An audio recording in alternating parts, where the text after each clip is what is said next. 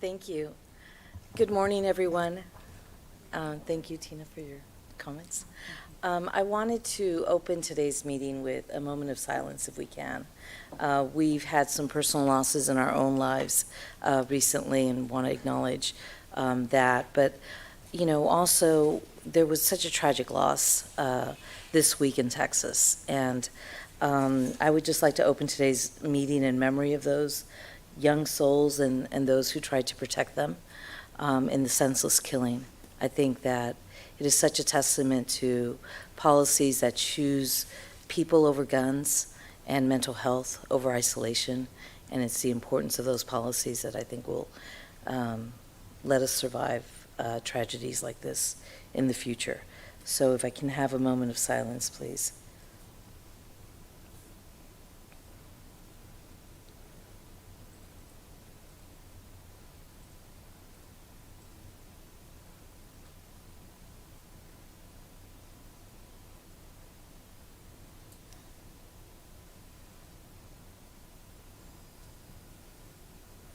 Thank you, and I'll open it up to any board members that wanted to add to it or to, you know, express any personal thoughts. If I may, Preston, Prince. So I totally appreciated this organization recognizing the passing of my mother. I have a beautiful garden at my window now, my office, I get to look at every day. But I think, Chairwoman, that you really said like what's so important in these times of darkness, that it is so, makes me very proud to be part of an organization like CalHFA that has hundreds of staff that just really care about justice and reconciliation and inclusivity. And so it motivates me to be here because of what they do. It's really up to the staff here that we should really recognize their contributions and what they do to make a more peaceful world. Thank you very much, Preston. It's beautiful.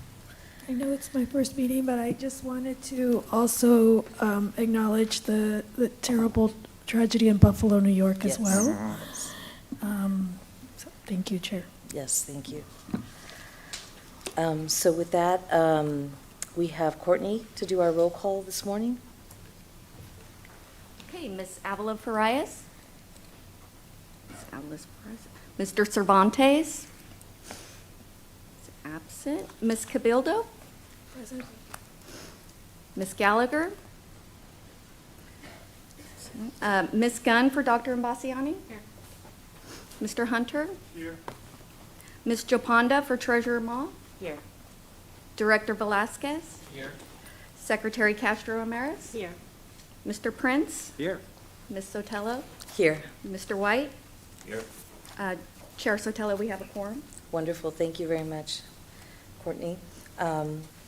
So with that, board members, I think, and hopefully you've gotten a chance to take a look at the April 21st board meeting minutes. And if there are no changes or objection to those minutes, then we'll go ahead and adopt those. Move to approve. Wonderful. Second. Okay, so we'll go ahead and consider those approved. I am honored as the acting chair to be able to introduce our newest board member, Ms. Maria Cabildo, whom I've known for a better half of 20 years, I guess. When we started in this industry, we were 10 years old. But Ms. Cabildo has been a strong community activist and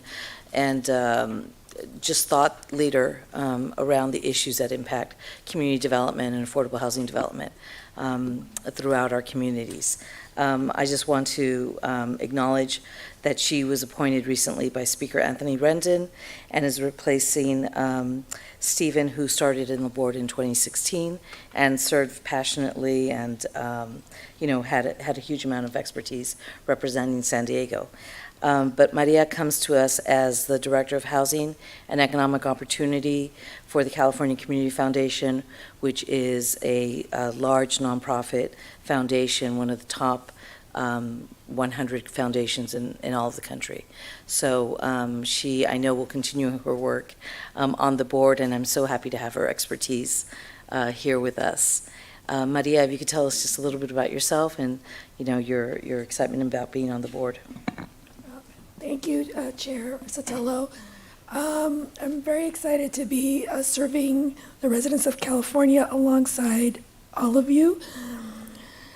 I'm the daughter of immigrants raised on the east side of Los Angeles. It was one of the few communities where my parents were able to purchase a home. They purchased it with 2 predatory loan products. So I feel very closely the importance of making capital that is not predatory available to communities.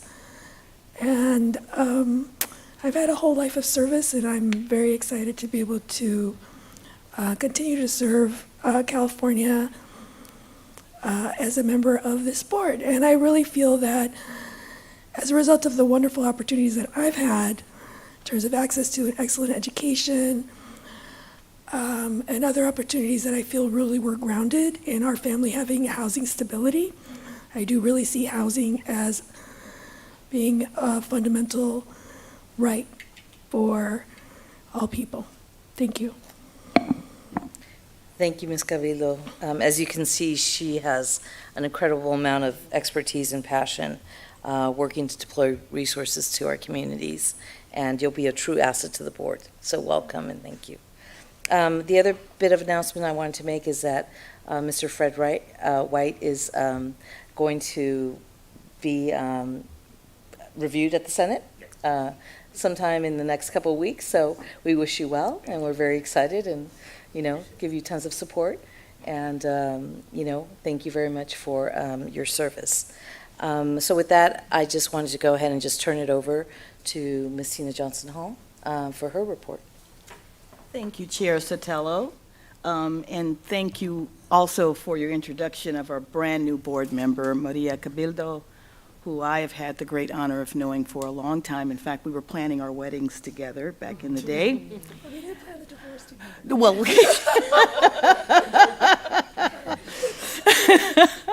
Good on for you. but yeah, thank you so much. On the positive note, I will be married 27 years on the 27th of this month. So, thank you so much. It was so. Anyway, next time, I don't know. So welcome, Maria. I know that you will be a great addition to CalHFA team, and we're so excited to have you with us.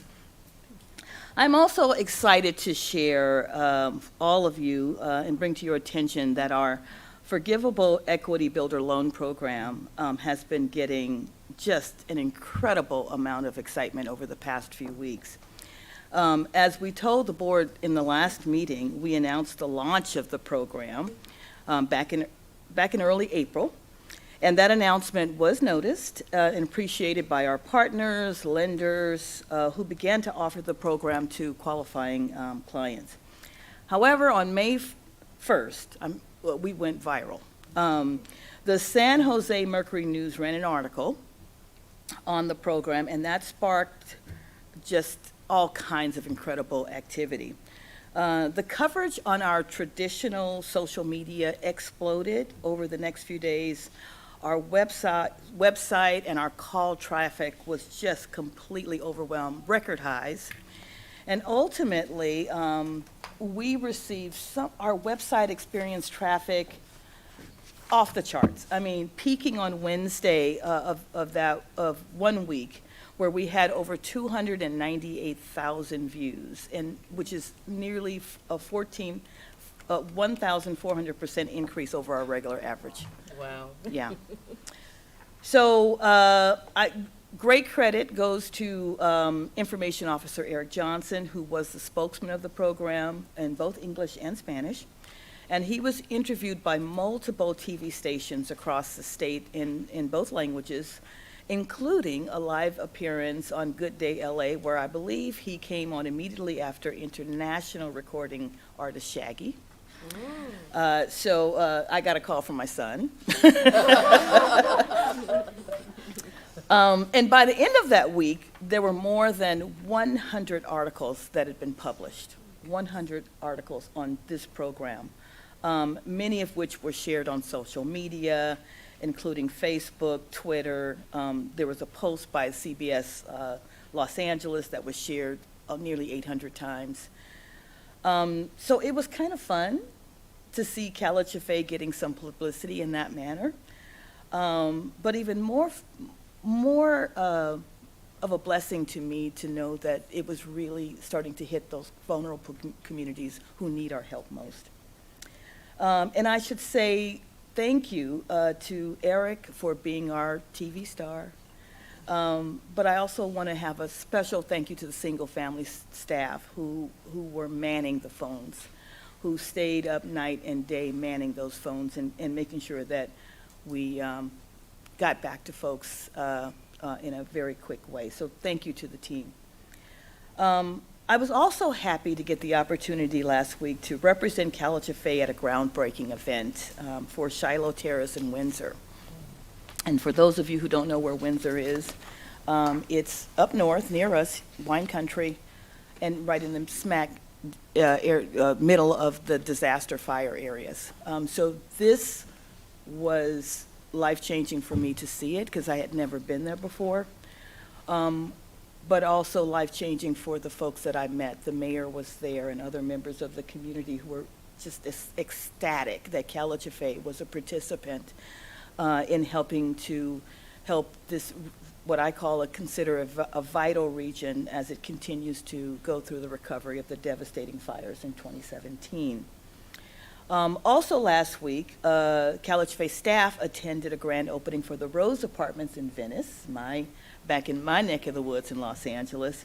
And if you know that area, you know having affordable housing in an area where the incomes are off the charts is just an exciting thing to see because we want to have those communities be reflective of all income levels. And this is one way to get that done.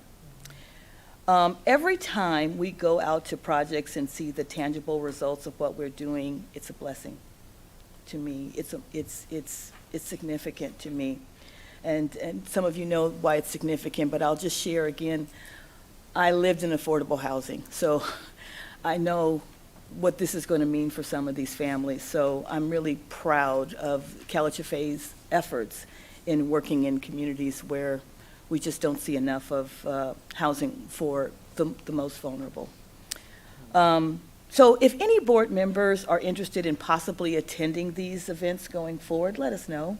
Melissa and Courtney will be tracking these on our website for you. And we'll also be sending out emails as they come up to ensure that you have an opportunity to get there and celebrate with us.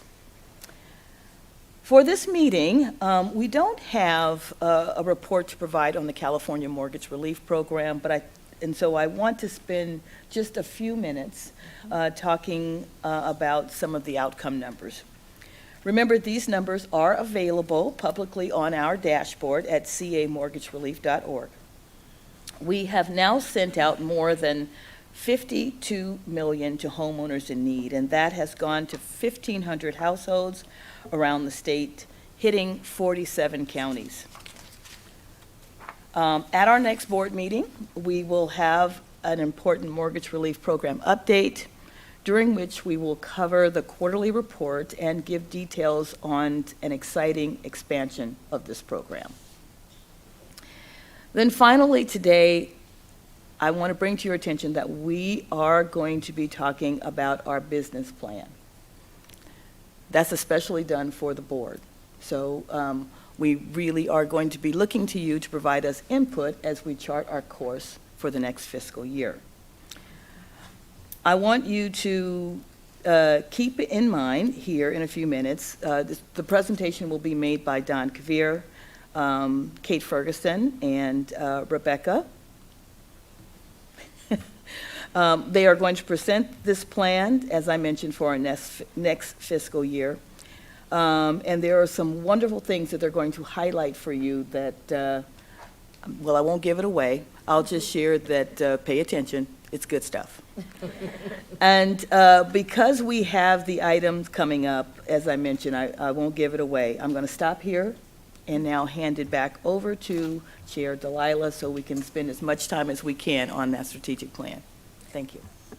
Wonderful, thank you very much. May I ask us to please do a report back on the equity program, and just, what the volume actually yielded in terms of applications and results and demographic? Well, the good news is, Madam Chair, is that we are going to get an update a little later today. Oh, good. And we'll continue to provide those updates as needed. As you mentioned, it is so exciting. Yeah. So we're not going to miss an opportunity to give you a little bit today, and we'll continue to do that as the program progresses. Okay, great. And then just to emphasize two things that Ms. Johnson Hall mentioned, having board members participate in ribbon cuttings and groundbreakings is one of the, joys of being on the board, but it also helps expand, the staff availability. And so if, there's a groundbreaking or ribbon cutting in your area, in your neighborhood, I encourage you to go and represent CalHFA and just kind of expand our little tentacles all over the place. And today's agenda item on the strategic business plan and the operating budget is really an iterative process for us. It's very important for board members to feel like, they have the ability to opine on the details of the plan. If there's report backs that you want to see, let me encourage you to do that. This is supposed to be an iterative process for us, so there's real dialogue around what we can do to support the staff and what the staff can do to implement policies that we see as critical and important. And so just as a forecast, I do want to let you know that one of the great ideas that I heard from Secretary Castro Ramirez is, the idea of potentially doing a summer retreat where we spend a couple of hours, now that we have a couple of new board members, actually talking about what is the strategic objective of the board and what could we, accomplish in the next fiscal year. So we will look to schedule that sometime during the summer, if not early fall. So with that, let's go back to item number 4. This is a report back item. If board members recall, on our board member code of conduct, we have Ms. Claire representing the agency who is going to report on the code.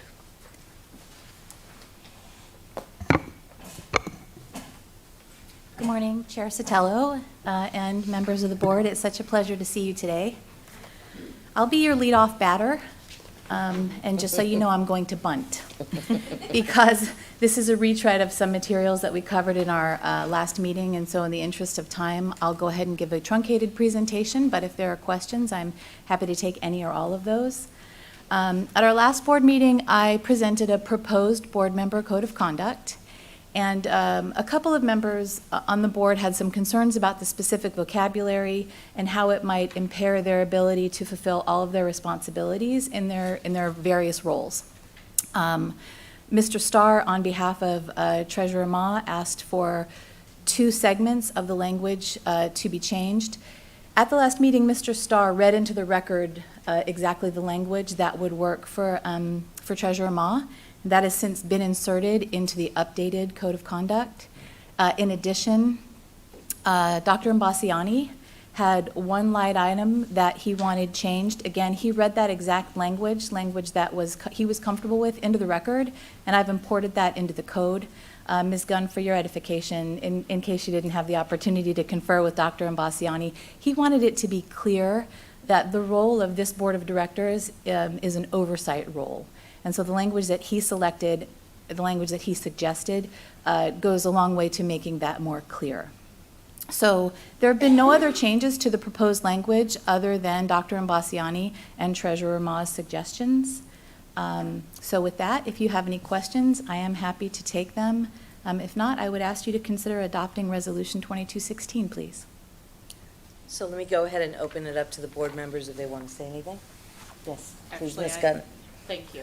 I do have a question, and it's really circling around the last clause under the general rules of conduct, that failure to abide by these could lead to censorship and ultimately removal of a board member. And I actually have concerns over the authority to do that. I know that you cite Health and Safety Code 50906, which means that a board member can be removed for cause. I'm just not certain over the authority of this board to remove people, and I think that there's some statutory conflicts to doing that, since many of the board members, such as the Secretary of Vets Affairs, are statutorily required to be board members here. I'm just curious how you see this section working, not that we ever anticipate getting there, but I don't want to put into place something that might be flawed. That's the only concern. Yes. So thank you for that question, and I do understand your concern. And just, especially for the newer members of the board, I just would like to highlight that in my 14 years with CalHFA, there have been 0 instances of any board members being removed for cause or being censured publicly or privately. So we have no experience with that, Ms. Gunn, so I'm not sure how that would take shape. I will say that statutorily, as you may already know, there are ex officio positions, and if there was, as is your position via Dr. Mbasiani, if there were issues, I suspect that there would first be private conversations with the board chair. And then after that, to be honest, I'm not exactly sure how that would be managed. I don't know that the board can remove an ex officio. So point well taken, ma'am, and I'm not exactly sure what shape that would take. With respect to the gubernatorial appointees, of which there are 7, any action there would be done by the governor's administration. Right, exactly kind of my point, which I'm just thinking that it might need some additional clarification there, that the board doesn't have the ability, I don't think, to actually remove any of the members based on that code section. I think it all has to be done at a different level in government. Yes, ma'am. So why don't we do this, Member Gunn? Let's hear from the rest of the board if there's any additional comments, and then we can look at, what the process would be to make modifications to address it. Are there any other board members that have questions or would like to speak on the matter? Okay. So may I make a recommendation on this language? And again, this is an iterative process where we're trying to help the staff, help us adopt a code of conduct. But do you think, Member Gunn, that it would be appropriate to add the concept of the board would recommend removal as opposed to having the authority to remove, so that, in fact, the recommendation would be to the appointing body of that member, and therefore it's a recommendation that may or may not be supported? So that might be a way to address it? I think there might be even a simpler way, instead of us even being given the option of recommending removal of another board member. I think we would find other difficulties with that. But I think if we take a first sentence, a board member's failure to observe these general rules of conduct could subject them to censure by the board, period. Remove the or.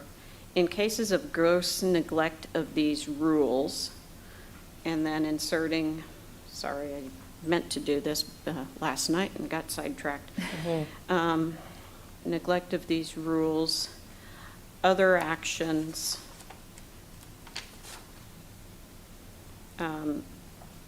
may be taken in accordance with Health and Safety Code 50906.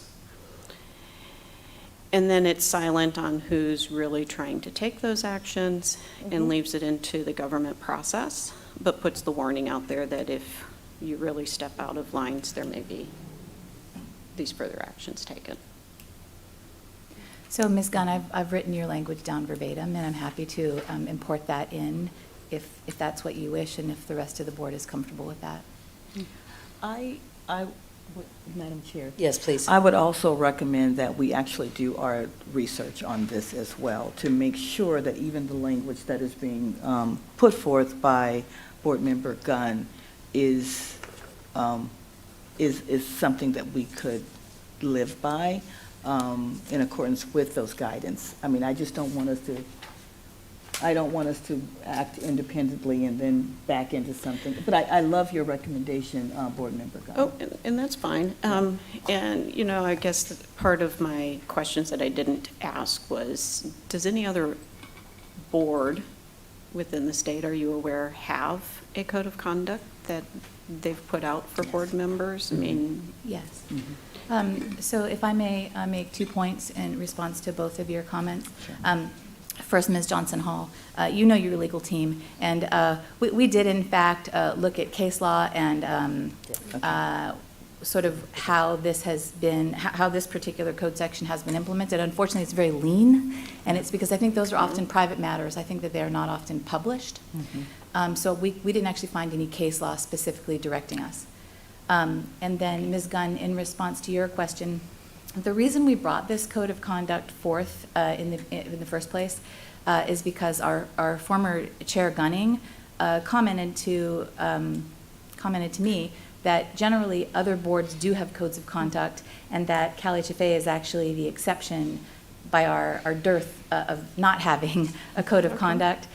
We also brought on board a new director of risk management. You may have met Ms. Franklin about 2 years ago. She came on board with us, maybe a little less than 2 years. And she has served several boards and also was in strong support of us having a code of conduct. So we're actually trying to raise our standards to be consistent with most other public bodies. and I think a code of conduct is excellent. It helps set out that stage.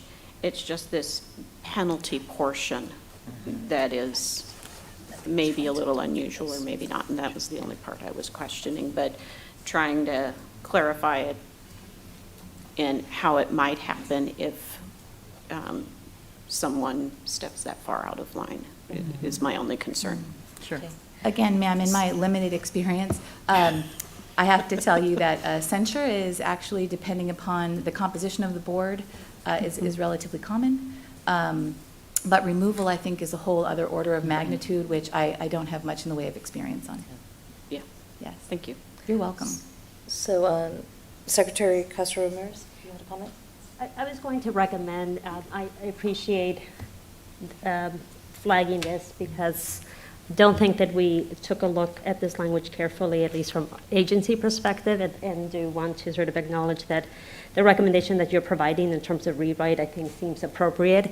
But as a next step, what I would recommend is that we have the opportunity to circle back with our general counsel, and just to the executive director's point, just to ensure that there's alignment and sort of proper due diligence on our end.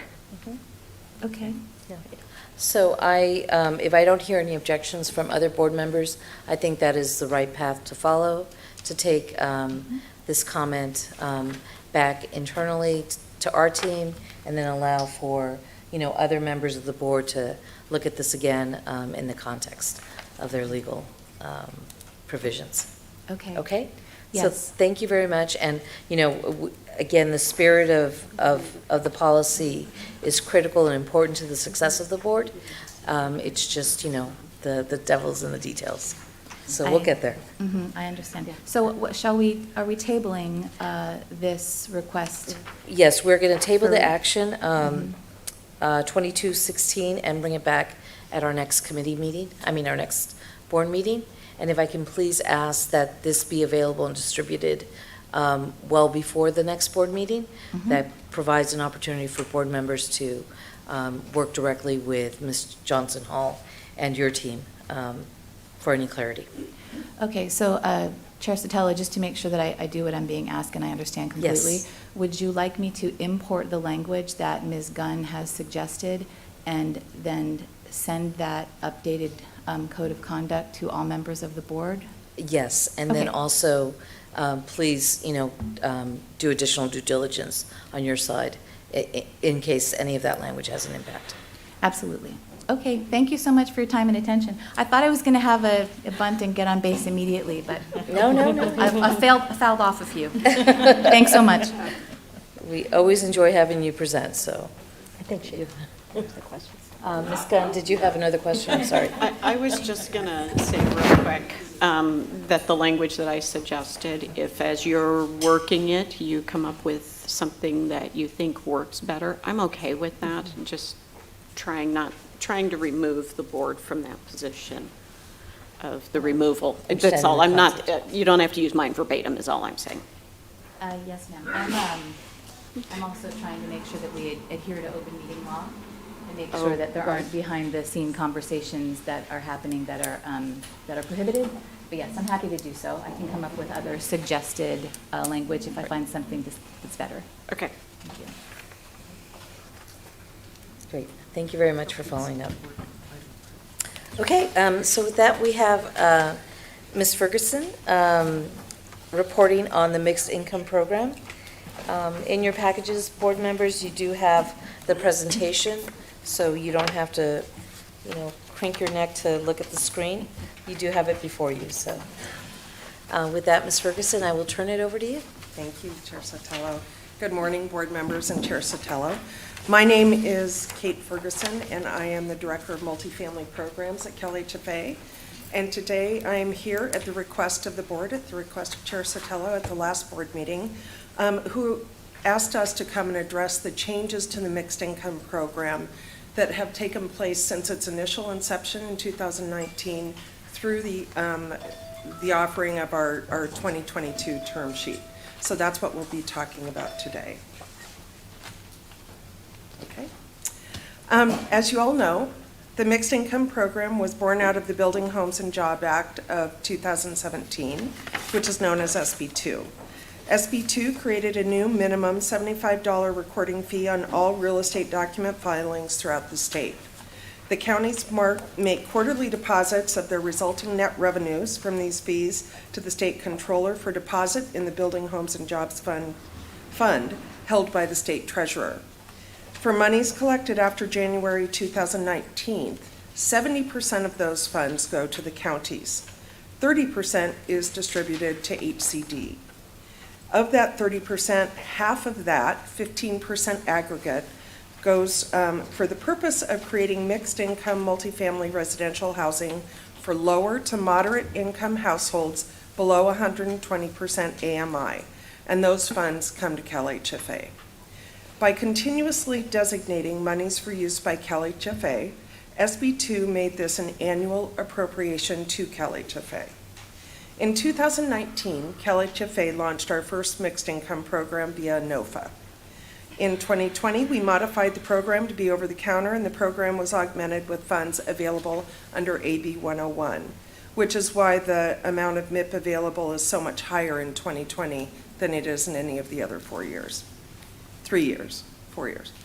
MIP 2021 and 22 reflect more normalized funding levels, and it's important to say that CalHFA has always used these funds to leverage new construction, shovel-ready, mixed-income projects with a minimum band of affordability of 40%. So that's a 40% band from the lowest AMI unit to the highest AMI unit as a minimum.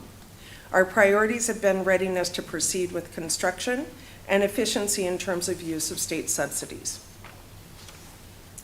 So let's turn to the outcomes of the MIP over the past 4 years.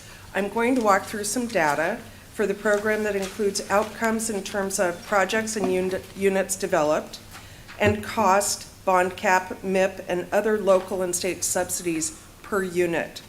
The data includes all 2019 to 2021 programs that have either closed construction or will be by the end of this month, closing their construction, and it also includes 12 projects that we've submitted to CIDLAC for funding of 2022 tax-exempt bonds and to TCAC for 4% tax credits. We expect these awards to be issued in June of 2022. Additionally, the total other local state subsidy per unit numbers are based on the total number of units that qualified to receive those subsidies for that respective year, and the total state tax credit per unit calculation is also based on the total number of units that receive state subsidies for that respective year. So here I want to make sure we're all on the same slide, slide number 4. Is that what's, yes, okay. So here are the overall outcomes resulting from 4 years of MIP funding, which has totaled $279 million in aggregate. As you can see, the mixed income program has financed 47 projects with 7,654 units, with an average MIP funding per unit of approximately $36,000 and an average total development cost per unit for the MIP projects of $465,000.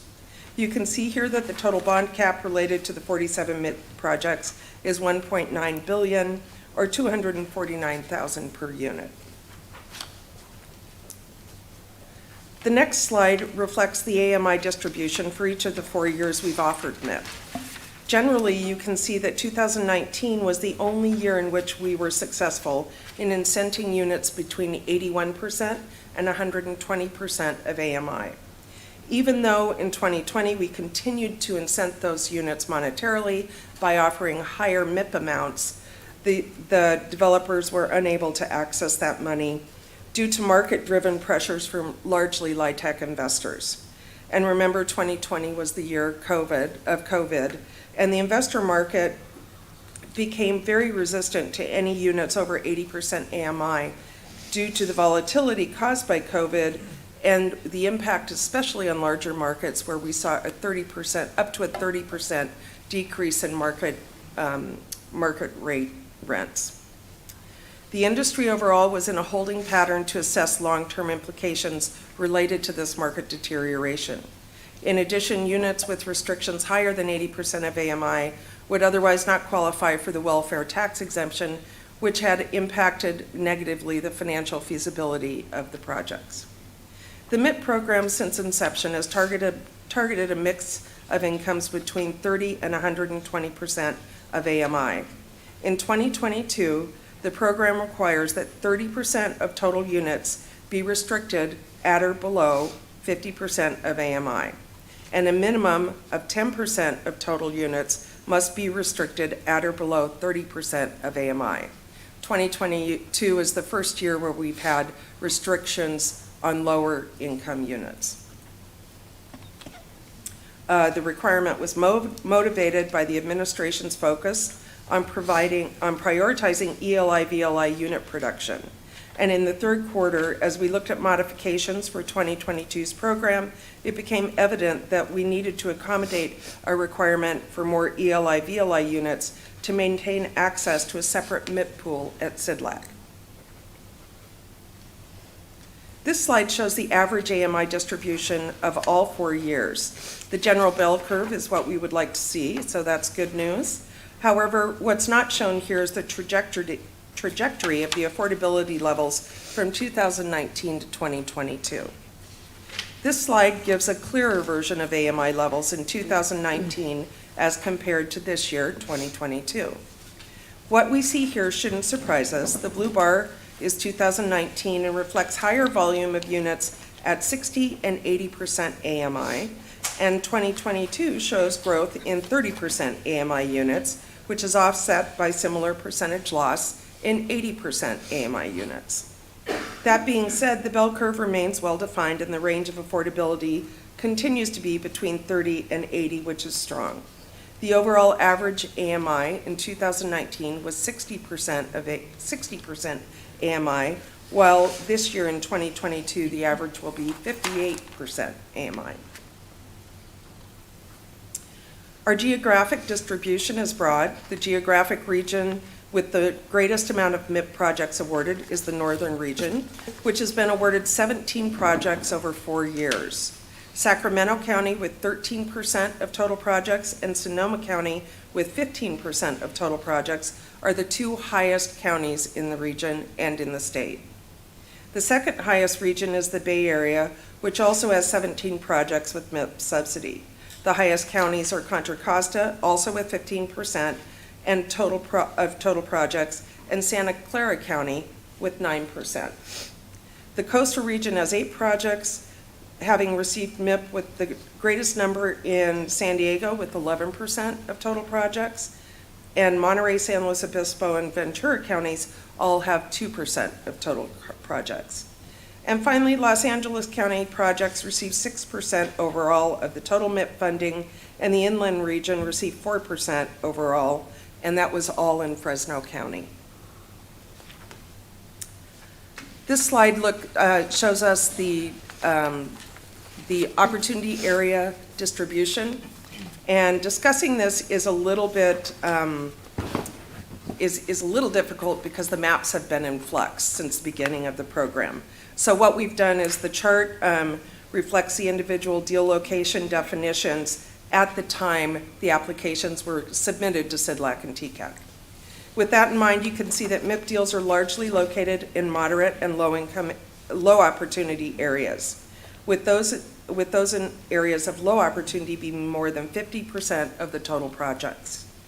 As we've discussed before, this isn't really surprising, given that the administration's focus on prioritizing sites in high and highest resource areas only started 2 years ago, and most applications submitted in those 2 years were on sites that had been acquired previously, up to 36 months previously.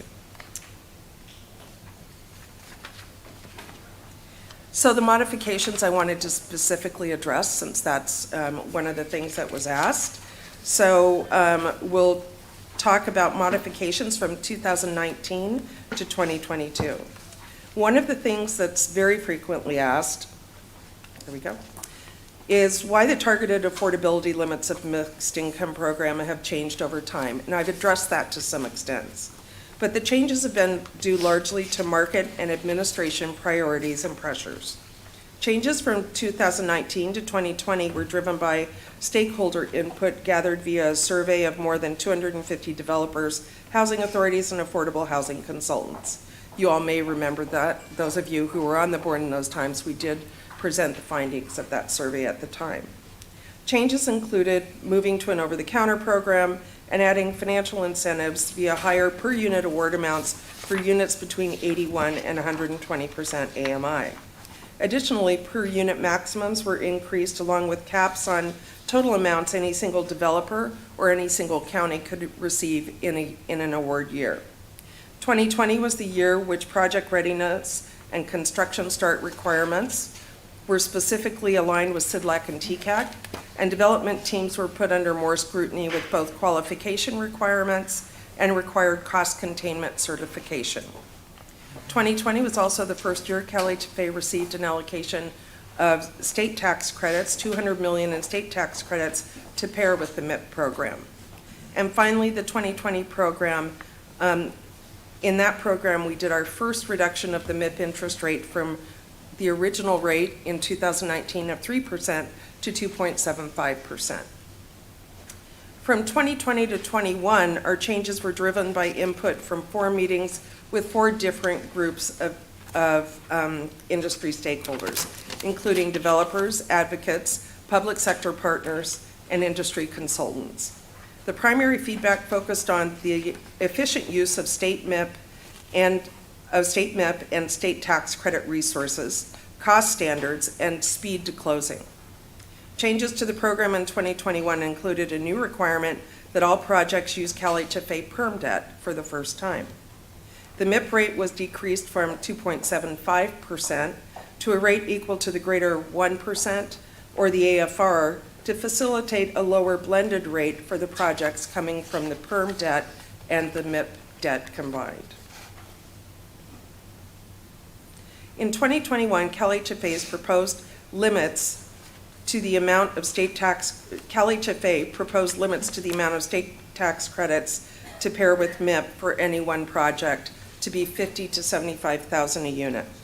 And a new ranking priority for submitted applications was developed based on the efficiency of MIP and state tax credit per adjusted units and it was the same calculation. We did that calculation to match CDLAC's tiebreaker, feeling that that was a good indicator of the competitive environment for these resources. In 2021, the program eliminated additional incentives for inclusion of units from 81 to 120% AMI as a result of tax credit investor requirements and administration priorities. This year, we continued to refine the term sheet, incenting a band of affordability, as I said, between 30 and 50% of AMI for the first time. Overall affordability mix remains strong with a broad range of 40% required between the lowest AMI levels and the highest AMI levels.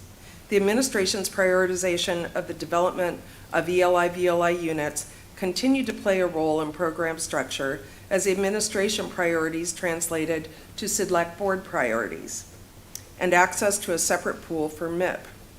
Also in 2022, the county caps were reduced from 33% per county to 25% in the hopes of getting a broader range of applications from different counties. Additional state programs managed by HCD were allowed as part of the capital stack this year when we included for the first time both affordable housing and sustainable communities funds and transit-oriented development funds through the housing programs at HCD. The MIP program continues to be both highly successful in getting awarded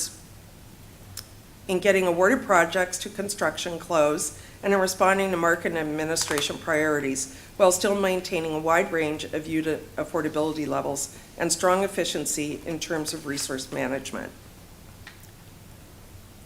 Now, we've talked about some of the influencers on the program, but I just wanted to go through them specifically and independently. This slide specifically addresses the top that we consider to be affecting our changes that we make year to year. When we initially drafted the MIP program, it was in direct response to the legislative intent of SB2, which stated the purpose of creating mixed income multifamily residential housing for lower to moderate income households below 120% AMI. Our focus at the time was to incent projects which were a true mix of affordability between 30 and 120% AMI.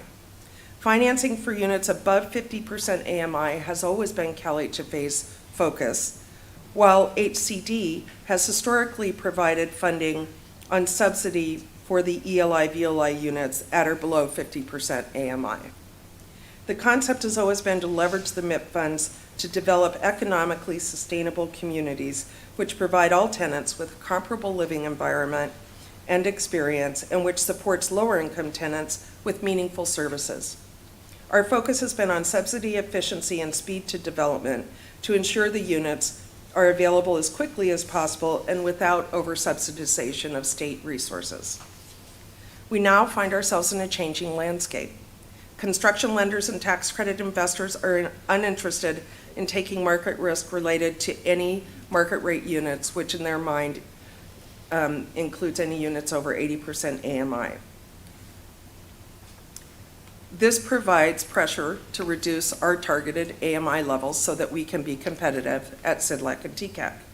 Additionally, the administration's priorities have changed over time, and support has waned for financing units between 51 and 120% of AMI only. These priorities have influenced the priorities of the SIDLAC board, which annually has been supportive of a separate new construction pool for MIP deals, which is something that the MIP projects need, given that they do not compete well in the other pools. The priorities influenced, given the proposed modifications to the SIDLAC regulations coming up, which will expand the competitive advantage of projects targeting ELI/VLI units, MIP deals will be unable to compete without the benefit of a separate pool. And marshaling support for the SIDLAC board from the SIDLAC board for a MIP pool is becoming a greater priority and also a greater challenge. For our part, CalHFA has 12 deals to pass through the final underwriting and approval process once the 2022 bond allocations are received in June. In concert with this, we are actively working to develop a strategy around maximizing the impact and success of the MIP program in 2023 and beyond. As we work through this, we will begin high-level discussions related to this later this fall. And that is my presentation on MIP. I'd be happy. I wanted to introduce Sheena Ko, who is our multifamily credit officer, who's here with me today and is the guru of all data that is MIP. And we'd be happy to take any questions.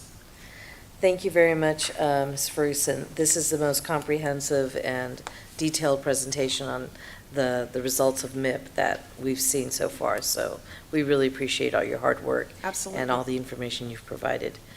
Board members, I'm going to go around the table and ask for comments or questions.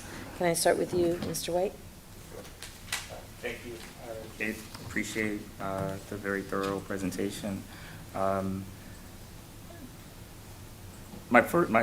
one question I have is, has there been any thought of CalHFA operating in a lower band, and let's take SIDLAC off the table,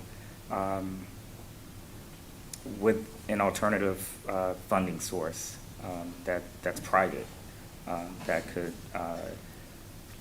plug in the gaps at the higher bands. And I guess what I'm really asking is, have we thought about ways where we're not dependent upon SIDLAC to fill in a bucket or create a separate pool? Yeah. Thank you. I'm happy to take that question, or Tina, but we have talked about that quite a bit. It's one of the things that I think we're strategizing about as we go forward and we look at next year. The thing with these projects and the way that the program, the way that the SB2 money comes in is it's for a mix of incomes. Without being able to access the higher incomes, the higher you go to support the lower level AMI levels, the less gap you have for financing. So to your point, identifying a source for that gap, if we take some of the units to a higher income level, it's a big gap because it's usually funded by the tax credit equity. Yeah. So as we have talked through this, there are a couple of things that could potentially work, but there's always still a gap that MIP will never be large enough to fill. Okay. And to do that, we just haven't cracked that yet. And I'm not sure there is a way to do it, to do new construction. When you're doing new construction units in California, the reason that the tax credits and bond work so well is because of the large equity piece. And so the equity, our recycle bond program certainly is for new units. That would be useful, but without the equity, it doesn't, you still have the equity. So we've, there's always an answer to that question on one side, which is the tax exempt debt, but on the other side is the equity piece, which is, we have not yet found a partner or a resource to fill that gap. Kate, I would also just add to that, the other thing that HCD knows well is when you're talking about doing housing at a lower band, you're not only talking about capital costs, but you're also talking about operation cost. Mm-hmm. And so that is yet another challenge that we would need to find a solution for. And that has been increasingly difficult as those funds have, over time, and I'm talking about since 1995 when I got into the biz, has slowly evaporated. We've seen a spike in the last couple of years, and most of those funds in the state of California have gone to our partner at HCD, and there are also local and regional partners that have funding, but none sent our way. So that would be a challenge that we would have to also seek a solution on. But ultimately, I have challenged the team to think about products that do not put added pressure on our already oversubscribed bond and tax credit allocation system. Mm-hmm. And so we are looking at that very closely because we think that it's important to attack this issue of rental housing in California at all levels and with all means. So we're constantly looking for solutions in order to help us get there. I would also just add that one of the challenges, other than just monetary resources, is the MIP program is structured so that it moves very quickly. We get an application, we go from application to construction loan closing in a year. And so to do that when you're trying to marshal a variety of different, a different structure, getting that sort of efficiency and that speed to close is a challenge as well. I'm not saying it couldn't be done, but we haven't figured that out either. So it's maintaining all the good pieces of the program while expanding the affordability to do what Tina's talking about, which is offset the cost of the lower units and make the deals economically more viable. Yeah, I appreciate all of the work and the fact that you all are thinking outside of the box. And the benefits of the program, in my opinion, are gonna drive you to that solution. So even though you have the benefits, and then you go, but yeah, we're gonna have issues on the operating side with the lower bands, I think the benefits of this program that you speak of is what's gonna open a door to those alternative capital sources. So continue to, think about it. And I know how challenging it is because I think about it myself, and I've worked with a number of groups, a number of alternative capital sources that actually, on their side, they're trying to figure out how to work with you and make something that's feasible for both. So I think it's good that you continue to think in this manner. And I don't want you to do anything that jeopardizes how the program was set up through SB2. I know you have to monitor that because there's regs for that. But I'll stop there. I think I appreciate what you and your team is doing. Great. Thank you, Ms. Wright. Do you have any questions, Genevieve?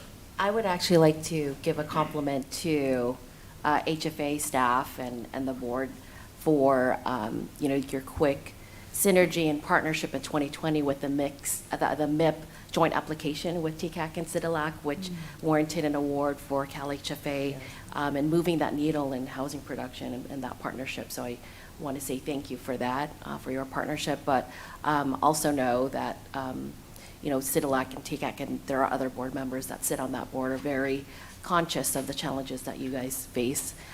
We've had many, many meetings, many regulatory discussions, and so that is also top of mind, and just letting you know that we're very conscious of those challenges. So thank you.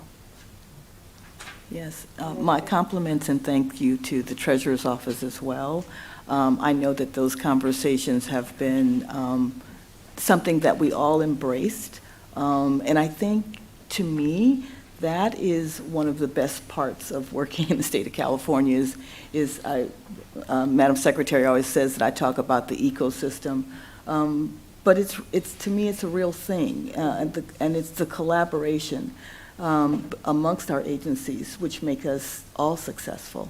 So special thank you to the Treasurer's Office in that effort, as well as my partner right over here, HCD. That's right. And of course, Secretary Castro Ramirez, who's always helpful in also bringing in other partners who are part of the California system to make this work as best as we can all do. So thank you.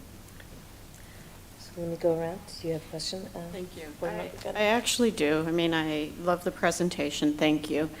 I have a little bit of concerns or questions about the direction that this program's moving, though. I mean, part of the MIP setup was to help our missing middle. And the presentation shows that we're really moving away from that and actually moving into more of what HCD's role is in helping the much lower incomes. I think that these mixed incomes, as you had said, are necessary. You need that higher 81 to 120% AMI to make the program work with less subsidies for the lower income. And I know that you're fighting the politics, but I have concerns about what happens in 3, 4, 5 years, which if all of our focus is only on the below 40% or 50% AMI for those income individuals and the housing shortage that we're then going to be facing there. I mean, we have to take this pendulum that has moved way over to only helping the most in need, and I get most in need, but with having it that far, we're creating another huge need down the road, and I know that that doesn't give you any solutions. But I think the various people at this table within government in that policy setting need to be trying to help set that policy to be more equitable towards all forces and more prospective looking in what are we setting ourselves up for in a few years, and what holes are we creating instead of trying to build on this continuum now and trying to measure those together. That's all. And Board Member Gunn, I very much appreciate your comments, because that is kind of the nature of us wanting to revisit the program and to evaluate the program and the strength of the program. And I think what we saw for the first time at our last board meeting was being able to reach a permanent supportive housing household and really be able to create a mixed income concept that I think was an unintended consequence, but a very good consequence. So that for the very first time, we had a CalHFA project that really hit the lowest income band, provided a balance within a development that had permanent supportive housing, as well as higher income 60% AMI units. So I think it is a socioeconomic exercise which is important, and we really want to see what happens and how that results. But as Board Member Gunn points out, really being able to go with the initial intent of the program, which was to create housing for the missing middle and the higher working poor families and the working families that we have in the, in the spectrum of California, I think is important. So I don't think that we are asking the staff to eliminate all the great work that they've done in terms of being flexible and nimble and really working with our partners in the agency, but maybe we're asking to create a subsidiary program or a test pilot program or something, another ancillary program that could also be tested out, right? That you don't have to change all the work that you've done to get to this point, but maybe what we need to do is do a subset or an allocation that looks at how can we address the initial intent of the program, which was the 81 to 120% band. But again, that is a discussion for the board and not a direction for me. It's just a way to open up the discussion. Right, and I think your point's well on. I mean, in 2019, we showed that we kind of had that mix where we were helping some of the missing middle. I don't think that that's the major focus. I think that looked like a really good balance, kept us in that 60% AMI. And I think more importantly, it's helping to build what I believe is a new concept in affordable housing that does not rely so much on all this government assistance for operational costs. Because at some point, there's just not enough government assistance, and we need to find other ways to do that. And these completely mixed income, I think, helps build that model where operational subsistence is not as necessary from the government. And I think that's more of a direction where affordable housing needs to move to, where we get a good blend. It helps to really integrate our communities. It helps to make it affordable for the government to keep building too. Secretary Castro-Ramirez? Yes, first of all, great, not just presentation, but the information and the analysis. Thank you so much, Kate and team and Tina, for pulling this together. I just wanted, to sort of react to the comment regarding the role of government, particularly as it relates to affordable housing. We're making up for 20, 30, 40 years of not investing in affordable housing, and frankly, we don't have enough resources at the state level, coming from the federal level, to be able to move the needle. So I just think it's important also to recognize the context and the history of where we have been and where we're at. I completely agree with Tina, with our executive director, when she speaks to we need to strengthen the housing ecosystem. That means looking at ways to ensure that we're increasing access to housing at all, across the ecosystem, right? Preventing people from becoming homeless, to helping households move into homeownership. And so just, I think context and history is also sort of important. The two questions that I have, very quick questions, is on page 8, Kate, and thank you for providing this pie chart that shows geography, right, how projects are being distributed. Why are we seeing more sort of participation from Northern California and the Bay Area in the MIP program versus Central Valley, Southern California? And then the second question that I had was related to the design of the program. You mentioned, Kate, that it was sort of designed to move more quickly, right? And in terms of the total number of units that have been funded, how many units are online now? And do we have some sense of, are these units being constructed more quickly than other units? Or is it the timeline more about from application to getting an award of financing? I just wanted to understand sort of the distinction in terms of Sure. how we're defining that. Let me take those in order. Yes. I can't tell you that I have a really clear vision of why Southern California has been less active. We're seeing more activity now.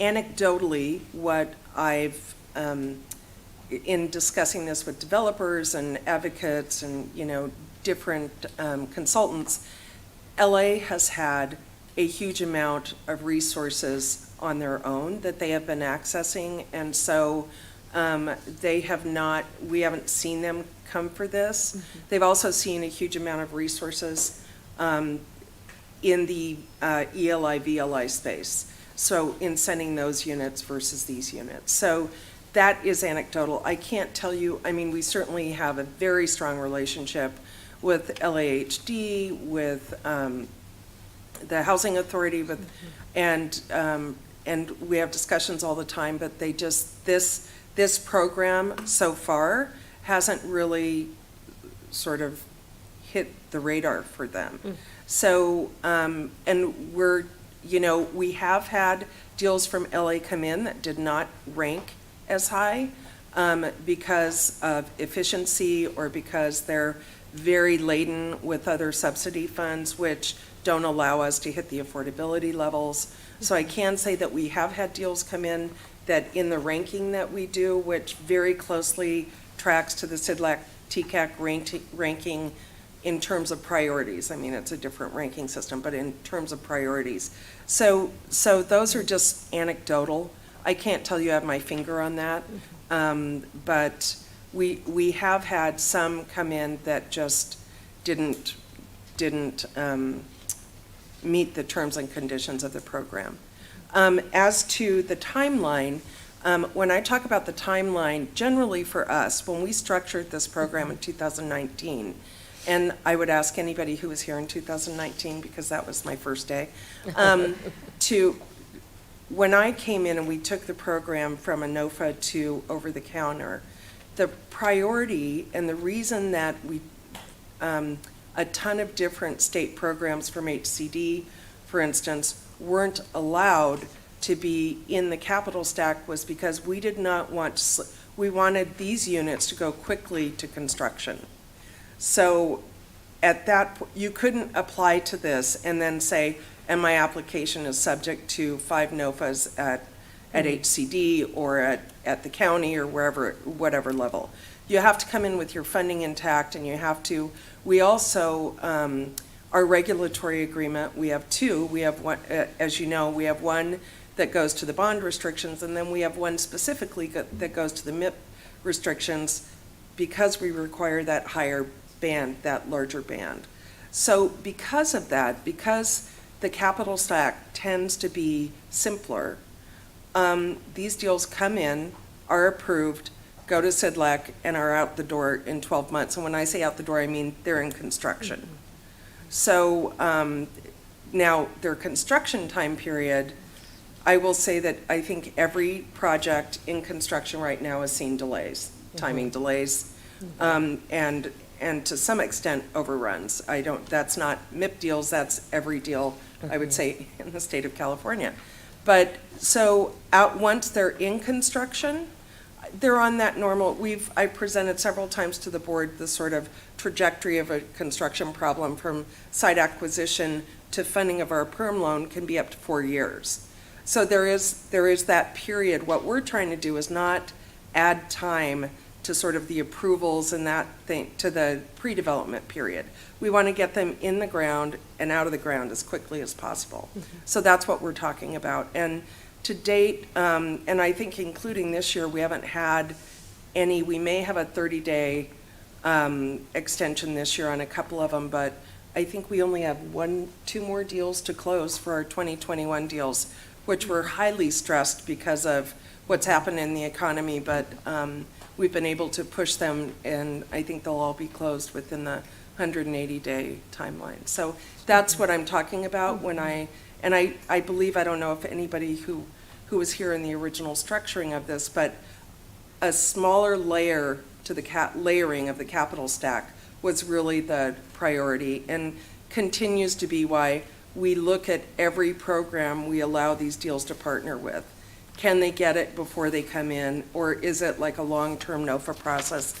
They just won't qualify if it is, so. Does that answer your question? Thank you.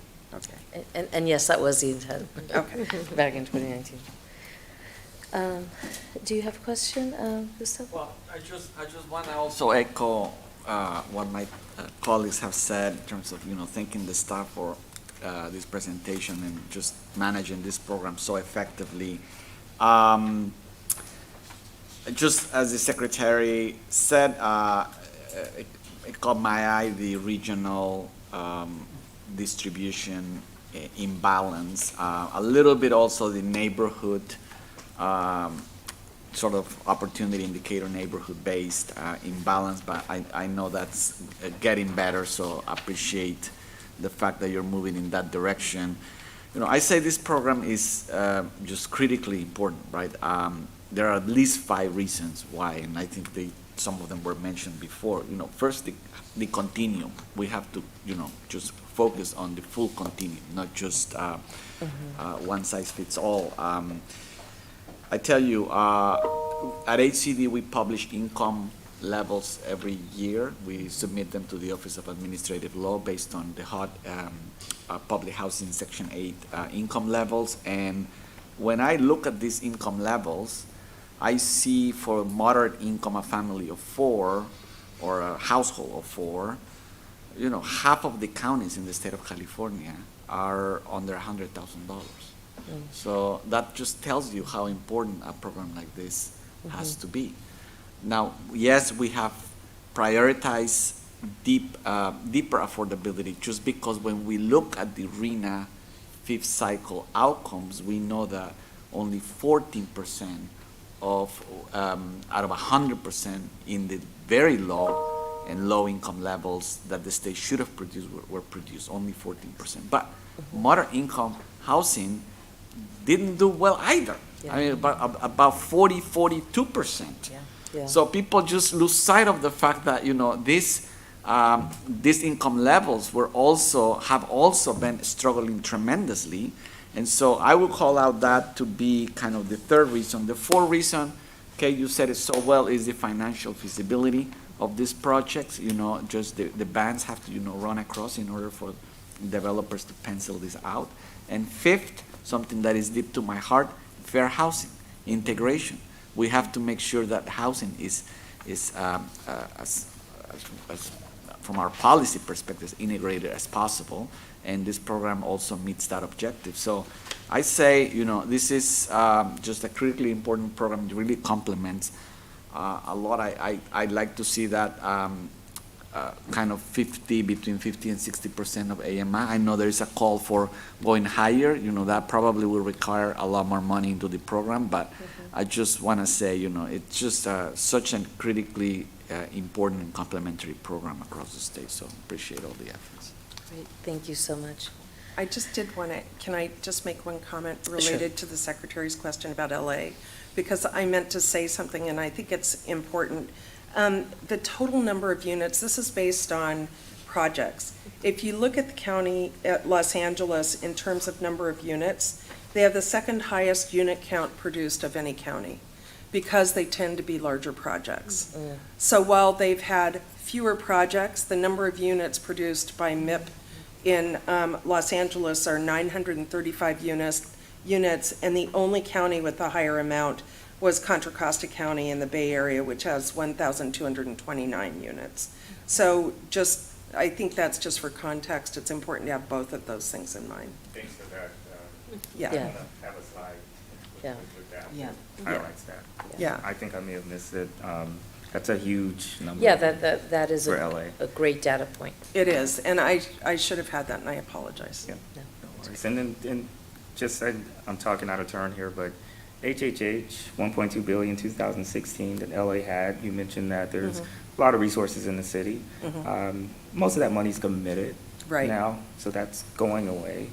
LA implemented a linkage fee that was meant to target up to 120. We're not sure if that's happening yet with the funds that have been raised so far. So there's plenty of, I think there's still opportunity for this program in Southern California. Thank you. Mr. Hunter, did you have a question? Comment? Thanks. This brings back a lot of memories about longstanding struggles and debates around what constitutes a normative community. And, you know, in my experience with trying to develop permanent supportive housing, you know, one of the things that I was often alone in arguing that we should develop 100% supportive housing projects. The reason being that was the only way to get a normative number of supportive housing units in a middle income neighborhood. And the point was sometimes you can't try to create the mix within the housing project, you try to create the mix in the neighborhood. And you know, and what is the right mix? And the only way to be able to get very low, extremely low income people with multiple disabilities into a normative neighborhood was to create 100% projects that had a financial viability. The other thing I find myself thinking about in this conversation is the other thing from a program development perspective. The first question is, you say, well, I have a new tool. Well, what is the tool? Is it a hammer? Is it a screwdriver? Is it a wrench? And in this case, you have the smallest tool in the toolkit. So trying to achieve all the policy objectives with the smallest tool, it's like, you know, it's like you are the gap funder. And that's what makes the whole timing issue so powerful. And that's what we learned with the special needs housing program, with the MHSA first tranche, is that this gave us a little bit of money to be the gap, to fill the gap, and could thereby convince developers to include units in their project that they would not otherwise include. So the money focused in a very narrow way in order to make the overall project more integrative. So that, you know, having a tool like this that's able to, you know, go to sticks and mortar in a year is incredibly powerful. But it also means you're not going to be able to achieve kind of this overall broad objectives because you have a target of opportunity tool. And so you're only going to be able to use it where there are opportunities. And other people will have to bring those opportunities to you for this particular tool, is sort of my feeling about that. And then just the last thing I would say is I continue to be impressed with the staff of this organization who, like, you know, We came to you all with this wild idea about the MHSA housing program back in 2005, 2006, who were willing to consider doing something that nobody else in the state was willing to do. And ultimately, have created several thousand units of housing for really, really vulnerable folks. And this is another example of you're willing to take on something and struggle with it and, you know, build it as you're flying it. So anyway, thanks. Chair Sotelo, if I, Let's just get through the rest of the Okay, sorry. questions. Ms. Cabildo, please. Thank you. I'm curious, I guess I want to, again, fixating on Los Angeles, being a native Angelina. And I guess I just want to understand slide 8 then. So this is actually a % of projects, yes. not units. So Yes. so the pie would look very differently if it was units and actual loan amount. It would, and I will put that slide together and send that out to all the board members so that you have that as part of the overall deck. Okay, because I had kind of assumed that, okay, maybe it's because our AMIs are lower, and maybe that was part of what was driving the fact that we aren't getting enough applications from LA County. Well, I think it's multifaceted. I think there has been an awful lot of resource in LA County, and we have not seen a lot of deals come in that were structured in a way that they could use the Mip funding. Okay. I think now potentially, I would hope that next year we'll see more from LA, given sort of the trajectory of the overall market down there and what's happening and the resources that have been more local. But I'm not sure. LA has done 3 projects. And, I mean, this is a small program, too. So the maximum projects done by any county is 7.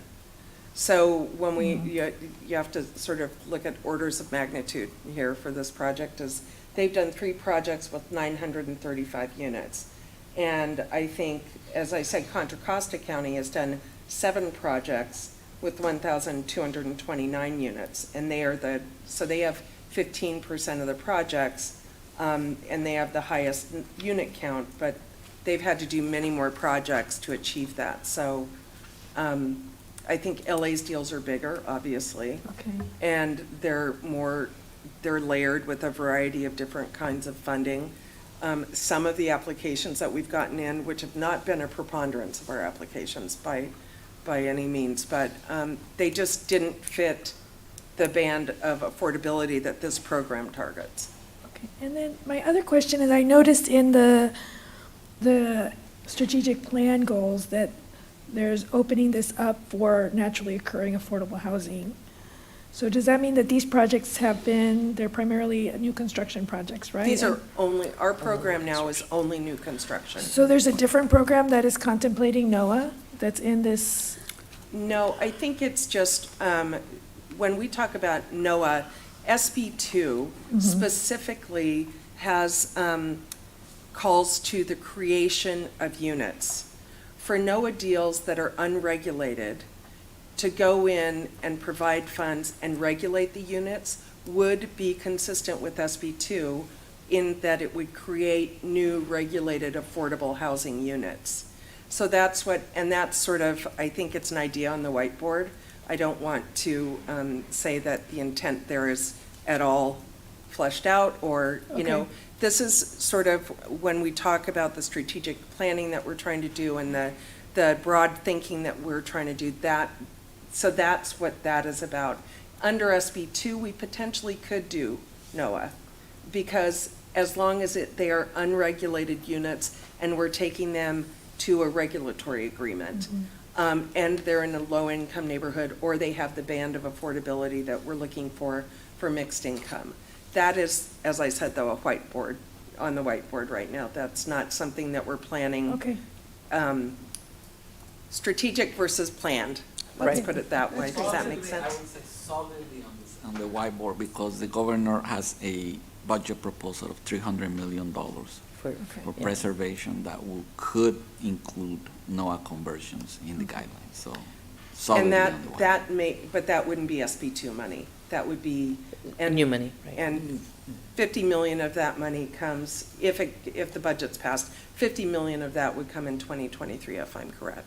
So I think it's looking at, but all of that, our focus on preservation and NOAA and looking at that space is something that we are actively discussing.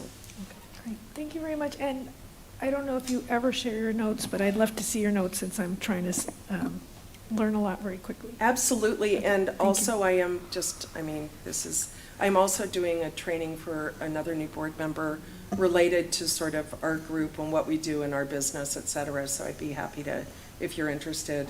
I shouldn't say it's a training, but it's sort of 101 on who we are and how we do The our orientation, business. right? Yeah. The board orientation. Yes. Which we So- will open to any and all board members, as if you are interested, we will invite you as well. Courtney will make sure that we get the invite out to you. I think most existing board members have seen it, but happy to It's always good include to have a everybody. refresher. Absolutely, absolutely. Board Member Prince? Yeah, so I'm really struggling with what to say. I think it's not a secret that I was a no vote on this program. I've had concerns from the very beginning. I was not here for conversations around 100% PSH. I think that would have been a very interesting conversation.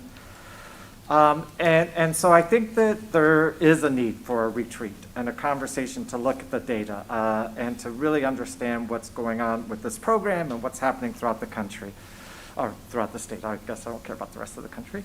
So when I look at what the housing needs are in my community, I look at seniors that make $10,000 a year. I look at families that make $30,000 a year, and they have income from employment.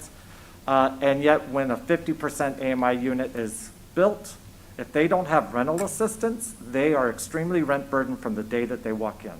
And overwhelmingly, that's the way it is in the Bay Area, that we have these extremely rent burdened households.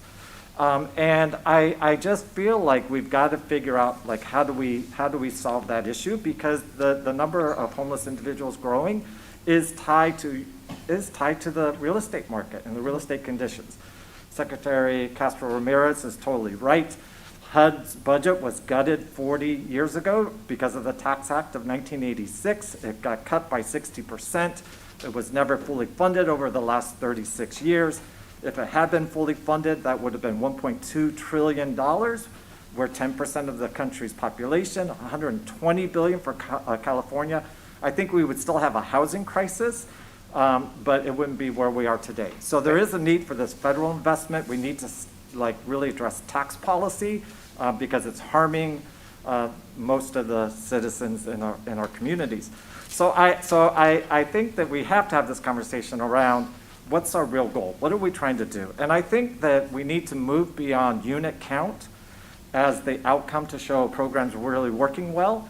And Dr. Mark Joseph at Case Western in Cleveland wrote a book about what works around mixed income communities.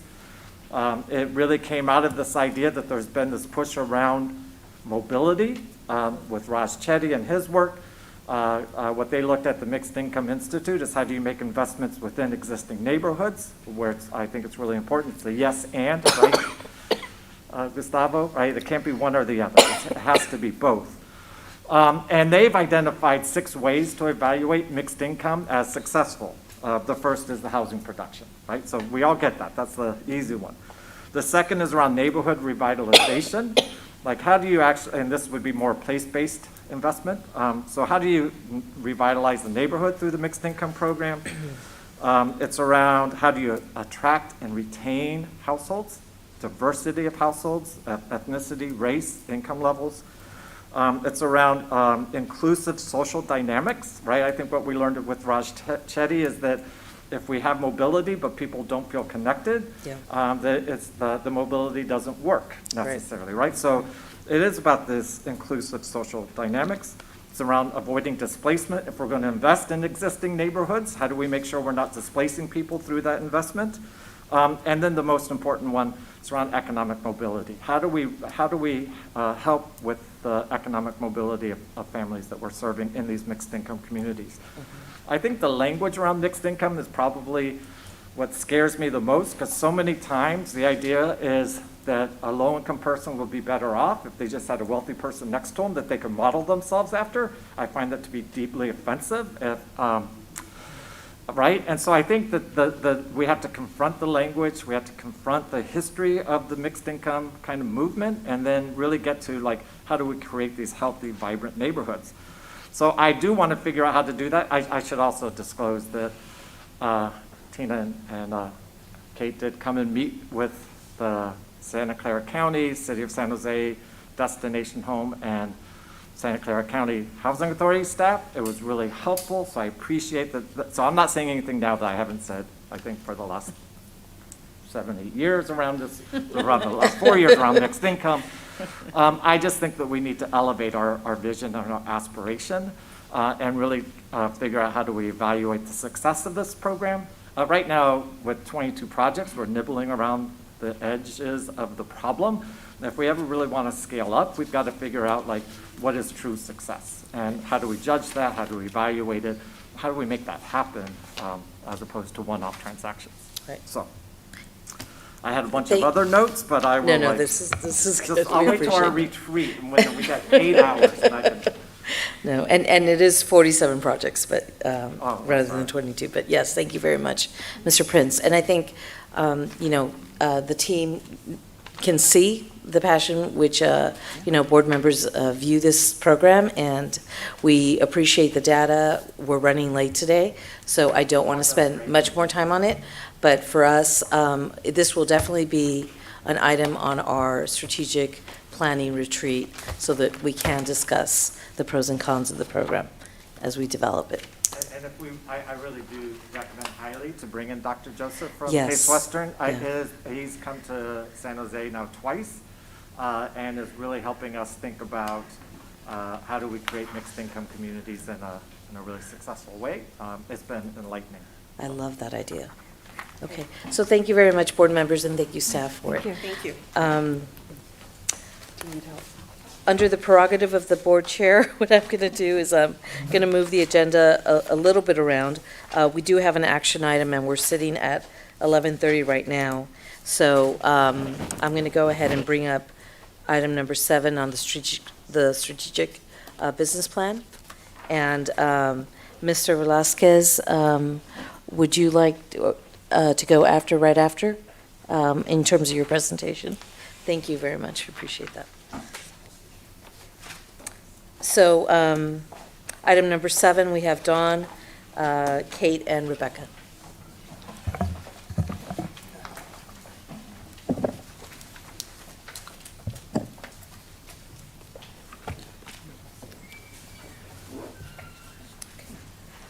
And board members, let me point you to your handout under the business plan and operating budget. Well, I think it's still good morning, so I'll say good morning, Chair Sotelo and members of the board. For the record, I'm Don Kavir. I'm the agency's Chief Deputy Director.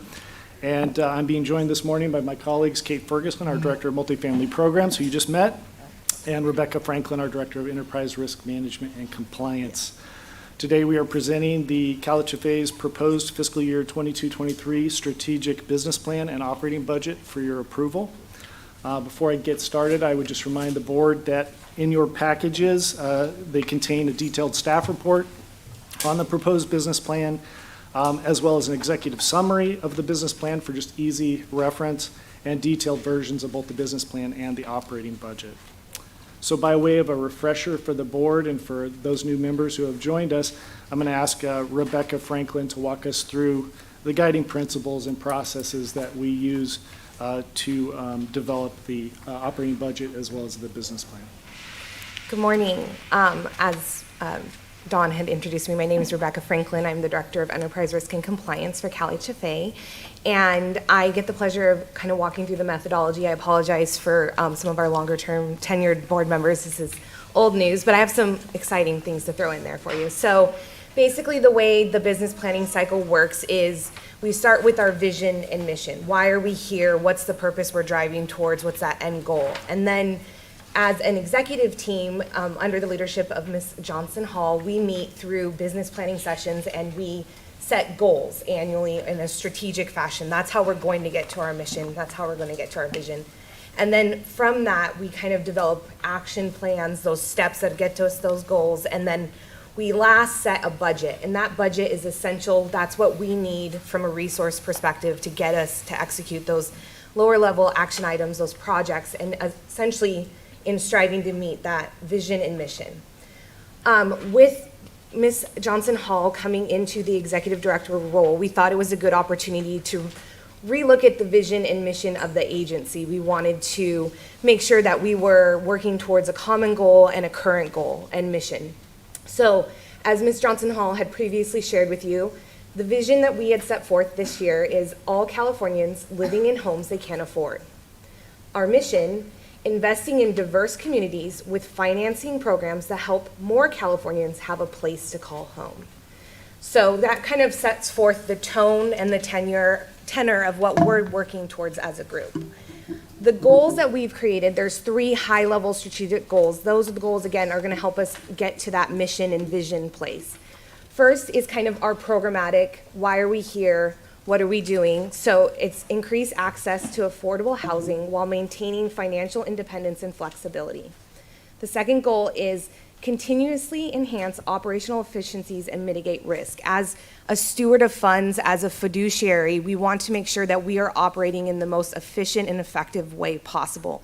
So in order to do that, we have to constantly evaluate, do we have the right people? Do we have the right technology to help support those actions and action items and projects?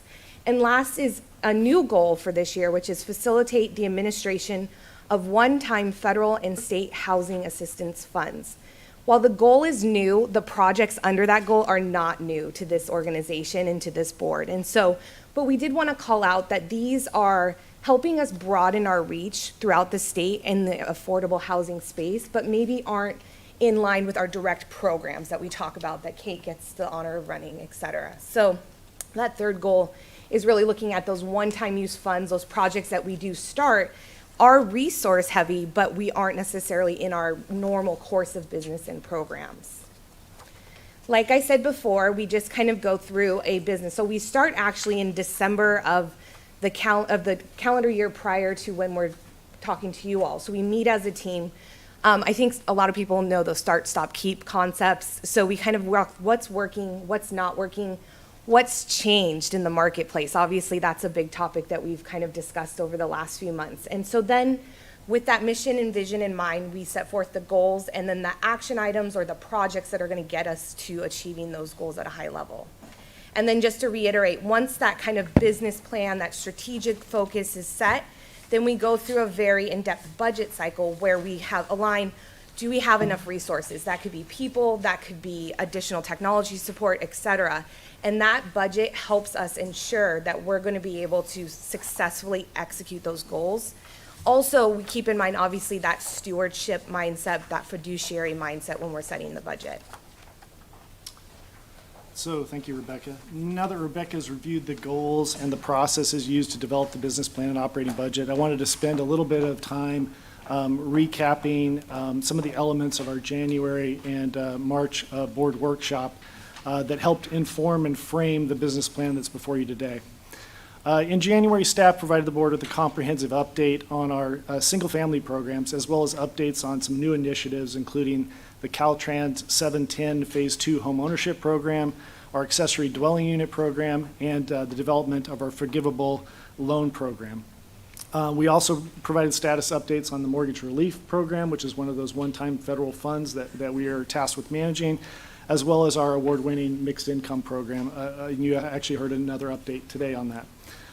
During that meeting, we reviewed the role that CalHFA plays in the single-family ecosystem, as well as the business model that we utilize to reach our borrower base, as well as access the capital markets. We discussed the importance CalHFA places on not just assisting low and moderate income homeowners get access to their first home, but that we promote sustainable home ownership outcomes for underserved communities. And that for us, it's not, the strategy we employ is not one of getting somebody into their first home. It's giving them the education, the tools, and the products to be successful homeowners over the long term. And that's a primary point of our product. We further discussed the fact that CalHFA is a lender whose infrastructure and products are designed to deal with the demand side of the housing market, and that the real problem that we're facing today is the utter imbalance between housing supply and demand. And that today's market is just totally out of kilter, especially in the first-time homebuyer space. The pandemic, inflation, consumer confidence, the Federal Reserve's rapid increase in rates trying to get a hold of inflation are all headwinds for our programs now and into the future. And I think everybody is kind of aware of that based on what's been going on lately. Similarly, we described to the board how those same economic factors that are impacting single family are impacting our multifamily pipeline. We're seeing with the rise in interest rates and supply chain issues and labor issues that our pipeline projects in the MIP program are all beginning to struggle. They're having delays. I would assume that my colleagues at HCD are seeing the same thing on their end. And that's just something that we see as a headwind that we're going to naturally have to come up with solutions for as we move forward. And most importantly, for those projects that are already in the pipeline and that are kind of breaking ground, that we need to figure out strategies to address. Following January's level-setting conversations, we facilitated the March board workshop, which included 3 guest speakers and industry experts that offered some great perspectives on what's happening at the macroeconomic level, both nationally and here in California. And staff then provided a mid-year business plan and budget update for the board, which we shared a lot of our current accomplishments, as well as revising our lending projections for the current fiscal year in accordance with what's actually happening in the marketplace. I believe that the briefings and discussions that we provided the board were a great foundation for the plan that's before you today.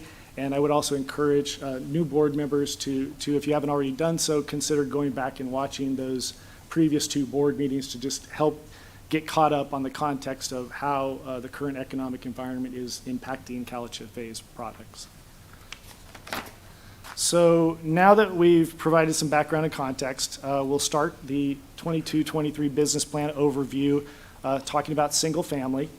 I mentioned a few moments ago about the lack of supply of affordable units for first-time home buyers, along with the rapid increase in interest rates and the general volatility that we're experiencing in the capital markets as we deliver our loans into the secondary market. Using loan reservations as an example, reservation activity for the last 12 months ending in April 2022, we've seen roughly a 23% decrease year over year. The median home price in California at the end of April was $884,000, with only 1.8 months of inventory available for sale in the broader market. And to just give the board some context, if we rewound just 2 years to 2020 April, in 2020 April we had almost 4.5 months of inventory available for sale, and the median home price in California was only $606,000. Wow. It also coincides with, if you look at the schedule I'll show you in a few minutes, the 1920 fiscal year for us was our banner year. It was kind of that sweet spot in which the affordability level in the market and the amount of inventory available and our products all came together, and we did like $4 billion of business, right? It was like our best year in the history of the organization. Mm-hmm. Right now, we're seeing a trend going the other way with all of these pressures, but it's not all doom and gloom. So I'm going to just say that despite the slowdown in production, the one thing I can point to is that our last 12 months have shown a consistent level of loan reservations.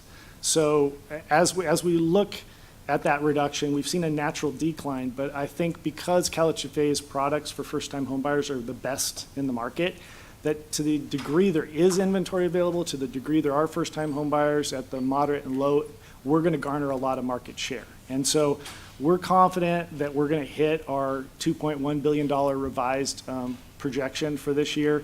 And based on the trends we're seeing, we're kind of seeing a little bit of an uptick.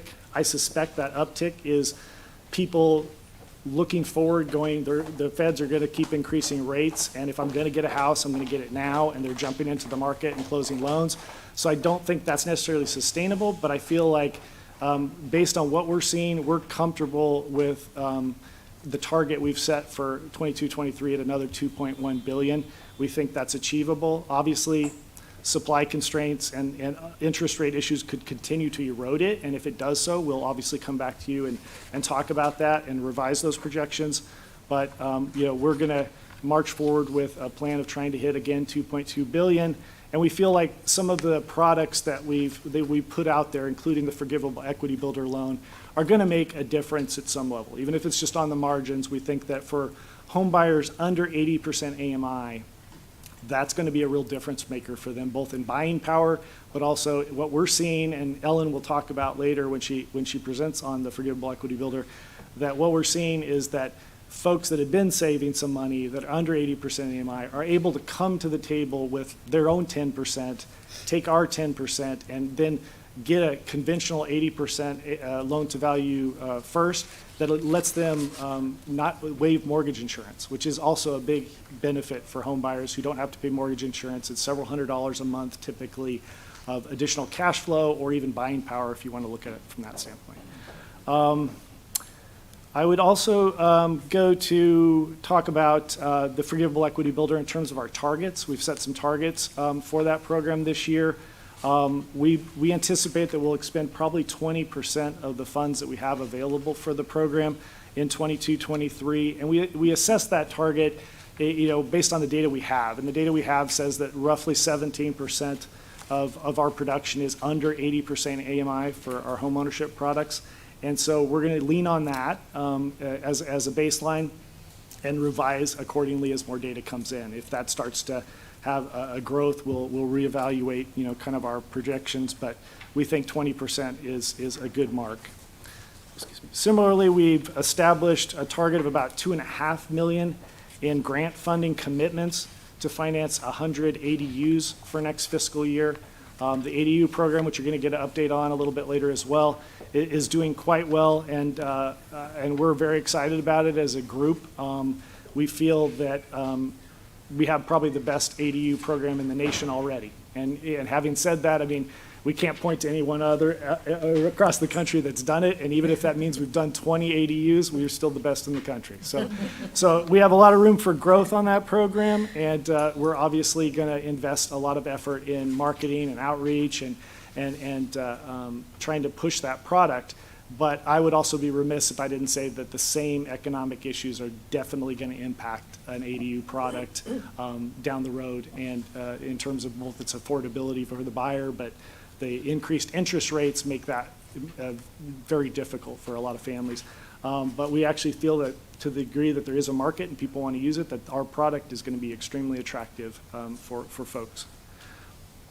Next, I would just mention that we intend to leverage off the success of our Building Black Wealth campaign, which was designed to provide education and awareness about historical discrimination, and most importantly, also to provide information on how to access funding and supports for people pursuing homeownership. And we intend to expand that strategy to all underserved communities in California. And that's a goal that I think Tina has for this coming year, and a goal that the team is really rallied around. So there'll be more to come on our efforts on that. And then finally, we intend to expand homebuyer education and post-closing counseling to include training for first-time homebuyers considering the purchase of owner-occupied 2 to 4 unit properties, along with courses on energy efficiency and drought-tolerant landscaping options to help newer homeowners understand some of the options that they can deploy to reduce their footprint and save money and all the good things that come from that. So, next slide. Okay. On this slide, I'm just going to quickly go through it. All this is just a summary of the lending production and revenue goals for single-family fiscal year 22-23 compared with the current fiscal year. We are currently targeting $2.2 billion in overall lending, 2.1 of it being for first mortgages and the difference for our down payment assistance loan products. Correspondingly, we have targeted approximately $31.4 million in revenue being generated from that production, and we believe that that is consistent with the pricing volatility that we're seeing as we deliver our mortgage-backed securities to the secondary markets. Next slide. This slide tracks our historical first mortgage loan volume, including our revised projections for 21-22 and our target of $2.1 billion for 22-23. And you can kind of see those that we started last year's business plan after having done $2.6 billion with an aggressive target to get to $3 billion, and then sort of the floor got pulled out from under us. And our revision for the mid-year was to 2.1. We feel we're on target for that, and again, we're going to be looking to do something similar in 22-23. Finally, this last slide illustrates the number of families served over the last 8 years, our revised projections for 21-22, as well as our proposed estimate for 22-23. And with that, I'm going to turn the conversation over to Kate. And in the interest of time, Kate, can I have you do kind of a higher level summary of the ma'am. program? Yes. Thank you. Thanks, Dawn. Let's look at the expectations of multifamily. For 22-23, our goals all revolve around maximizing unit production to meet the needs of the affordable housing delivery goals that we've set. Our historic growth in two primary areas of conduit issuance and permanent commitments is expected to slow in 22-23.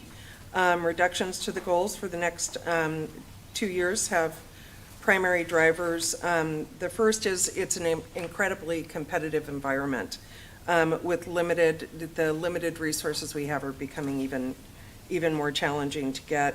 And the second driver, I think Dawn's spoken to it, but delays in construction, commodities costs, labor costs, interest rate hikes, everything that's happening in the economy right now.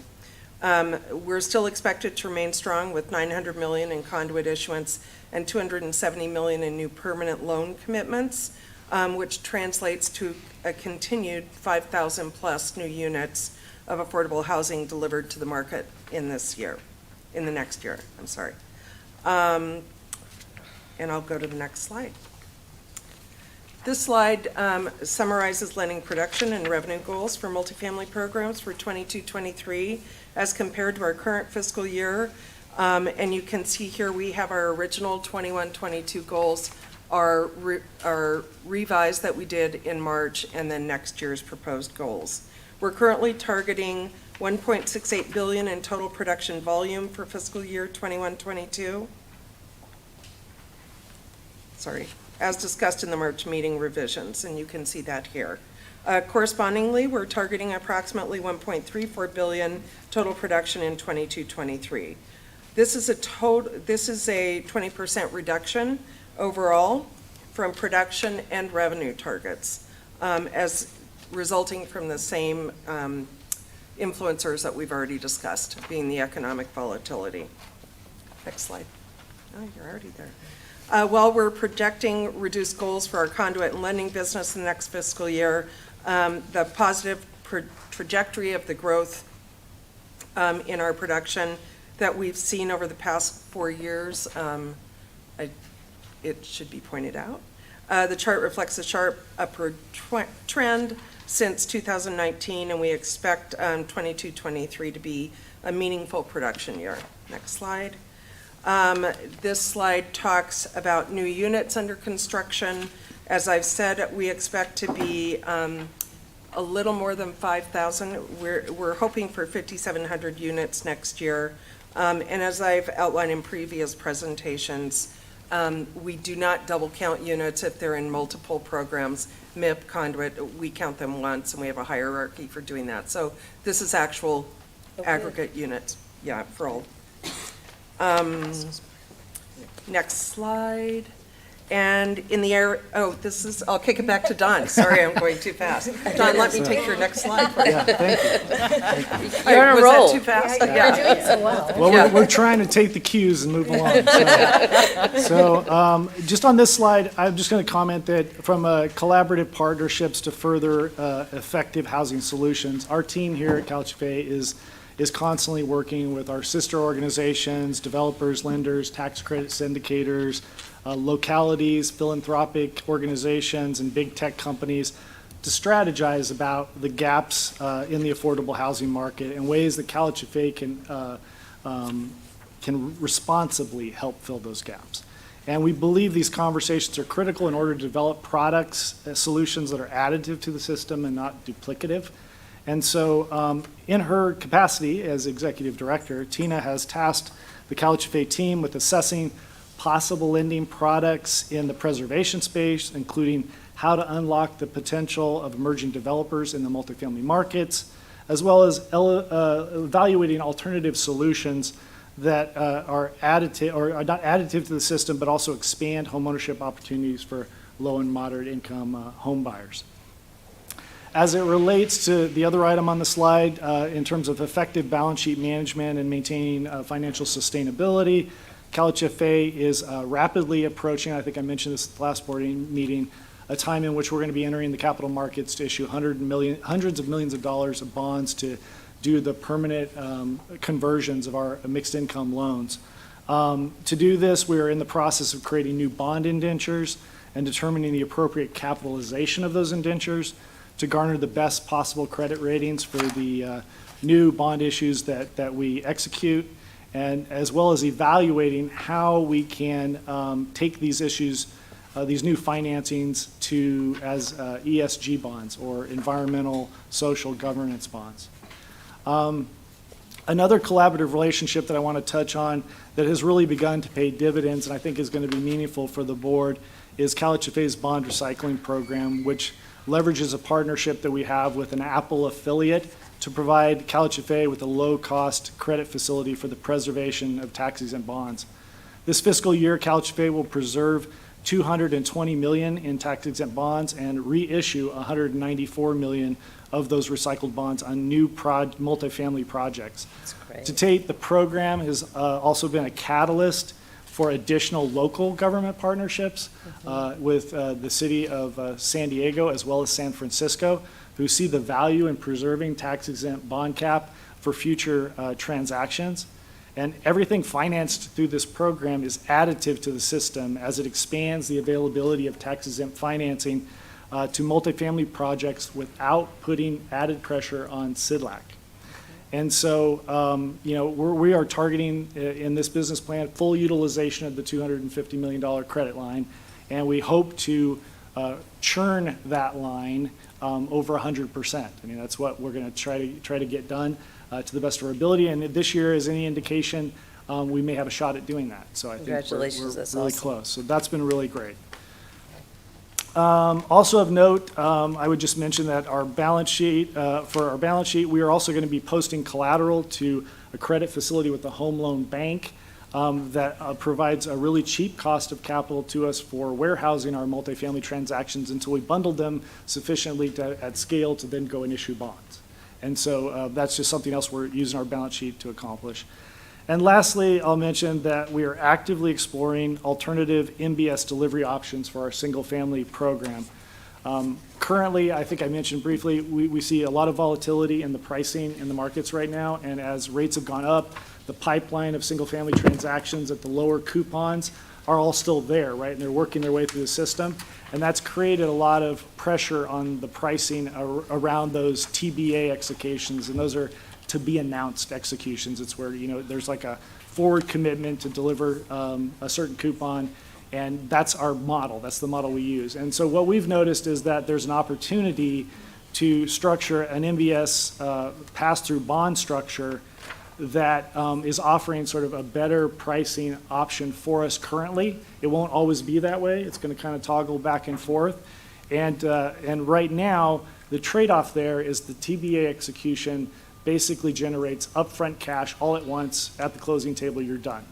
The TBA or the MBS pass-through bond structure really creates an annuity to the agency over time, but the longer duration, which our products tend to have a longer duration than the rest of the market, meaning that people don't pay off or get out of them quickly, that will allow us to make that annuity that much more valuable to us. And so we're trying to position the organization. I'm working with Irwin and his team to be able, and our master servicer, Lakeview, to create an opportunity where we can toggle back and forth between the executions based on which one is the most advantageous for us. The other benefit to both executions is there's no real estate risk to CalHFA, which is just a clear strategy that we've been employing for many years after surviving the financial crisis. So that's just something else I wanted to leave you with. Next slide. So I'm going to try to be brief. So for the interest of time, as I said, goal 1 is kind of what we want to do, and goal 2 kind of gets us there. So gets us there in a efficient, cost-effective, risk-compliant way, because you know me. So we really talk about, do we have the right technology to support us in this environment, in what we're talking about? When Ms. Johnson-Hall started, one of her first things was, how much paper are we using? Are we leveraging the technology had? That was a very big priority for her. And so we really wanted to take that in that scope. And really for her, I felt like it was, are we being efficient and effective, leveraging technology, you know? And so that's kind of what the first key strategy number 5 talks to. Key strategy number 6 talks to, do we have the right people with the right training in the right place to get this job done? And I feel like we do. I know I'm kind of the new kid on the block, but I think working here is amazing. I think the staff and you guys complement all of that we do, and it's really just that staff and that preparation, but we want to make sure that they maintain that engagement, they maintain that motivation. And then also, do we have the right people? Do we have those critical positions filled? And do we have what Don likes to refer to as the bench strength, the next generation? Are we growing new leaders, competent leaders as we progress in this business? And so that's key strategy number 6. Key strategy number 7 is about risk and compliance, my favorite topic. So do we have the right processes, frameworks, guidelines, rules in place to make sure that we are operating? So when those things are in place, we operate more efficiently. Staff's more empowered to take action when needed. They know what they need to do, when they need to do it. There's those toggle points there. So this is really key strategy number 7 is talking about maturing our risk framework, maturing our compliance framework, and these kind of call it 2 specific areas: enterprise project management, which we'll get into our last goal is why that's essential, and also kind of teaming up with multifamily. Kate and I are both very excited about this initiative around getting her team, the asset managers specifically, and her team, kind of that risk framework, that boundaries. We talk about it in a different sense as a risk appetite, so they can do their job and feel like they're empowered to get the work done in an efficient way. Goal 3, as I said, these are a lot of things that you guys are very familiar with, and Ellen and the single family team is going to do very amazing presentations on ADU and Forgivable Equity Builder Loan Program a little bit later, so I'm not going to talk about those, but we are tasked with that little project called mortgage relief from the federal funds. We're going to be doing a very in-depth presentation for that in July, and as well as the National Mortgage Settlement Funds, NMS as we like to call it, that provides housing counseling to California, HUD-certified housing counseling to Californians. That also we leverage in the mortgage relief program as well. And then also the Caltrans Roberti 710 Phase 2. So this is kind of, like I said, that goal 3 are these one-time, they are not small projects by any means. They're very resource heavy, and we really wanted to call them out in the business plan a little bit differently than we had before. And I went as fast as I could. No, and again, we don't mean to rush you. This is all, really great work that you've done, and I want the board to know that, we will be able to pull from this business plan and look at these issues more in depth, in future agendas. Yes. So I don't want you to feel like this is like the only time that you'll be seeing these programs and these items and have the opportunity to ask questions. And in fact, one of the things that we will do is likely correlate the business plan of the team, of the staff, with the work plan of the board, right? So as we set up an agenda for the board and what we're looking at, for the next 6 months, the next 9 months, is let's mirror it with the business plan and prioritize it based on that. So it's a nice way to build correlation. So what I'm going to propose is that because your business plan is so comprehensive and so good, it ties very directly to the budget itself. I know we have 2 different resolutions to adopt it, but I think it would benefit the board to hear about the budget presentation now as it correlates to the business plan. Okay, I'm going to provide a quick overview of the proposed operating budget for fiscal year 22-23, which was developed to support the goals, strategies, and action items outlined in the strategic business plan. Agency resources are primarily generated from lending fees from our two major business lines, single-family and multifamily, interest income from our portfolio loans, loan servicing fees, and other administrative fees that we pull down from grants and the like. Revenues generated from project lending activities are estimated to more than cover the entire agency's operating budget, which has been a trend that we've been successful at doing for the last 6 or 7 years. When I arrived at the agency, the revenues generated from current year lending activity only covered 10% of the annual operating budget. We were eating into fund balance every year in order to cover operations, and now our lending levels in both programs are sufficient that the entire operating budget is paid for. So we're proud of that. The next slide, the agency proposes a balanced operating budget of $42 million, representing the appropriations required to support the operational initiatives for the fiscal year. The proposed budget reflects a slight increase in appropriations compared with the prior year. $28.2 million, or 67% of the operating budget, is for staff, salaries, and benefits, and the remaining $3.8 million, or 23%, is for operating expenses. If you can go back to that, sorry. So the residual that you see in orange is the additional money that, in terms of our revenues that we estimate for the year, that will then be available for capital reserves to support future operations, future programs, and the like. And so just want to make sure I mention that. And then on this slide, the proposed budget reflects an 8% increase overall compared with the prior year. The increase is primarily attributable to the increase in salaries and benefits as the agency prepares to fill existing vacant positions, to build our team for current and future program expansions. And it also is driven by the continually increasing costs that I think all of the state agencies see in our medical benefit costs, as well as our pension costs that we all pay for each year that continue to rise. Let's see, for the last 7 years, the board and leadership team have made implementing operational efficiencies and the use of technology a top priority, and as a result, the agency's management team has embraced a philosophy centered on accountability, fiscal responsibility, and seeking the most efficient ways to scale programs and deliver on our mission. Streamlining the operations of our major business lines has promoted sustained levels of productivity, allows the programs to adapt rapidly to changing market forces without creating undue staffing pressures. Additionally, I will note that the categories for consulting services and information technology costs are expected to be higher this year as we initiate some one-time investments in technology and anticipated system upgrades, many of which I think Rebecca sort of highlighted in her slides, where we talked about, we really maximize the use of technology and try to create programs that are, most importantly, scalable and have impact, at a larger scale. And so that concludes my presentation on the operating budget, and I'm available for questions. Wonderful. So if you can please keep the slide to the operating budget. And Dawn, if I can have you say again the ratio and the coverage of our income to our cost, so everybody can celebrate you for saying that.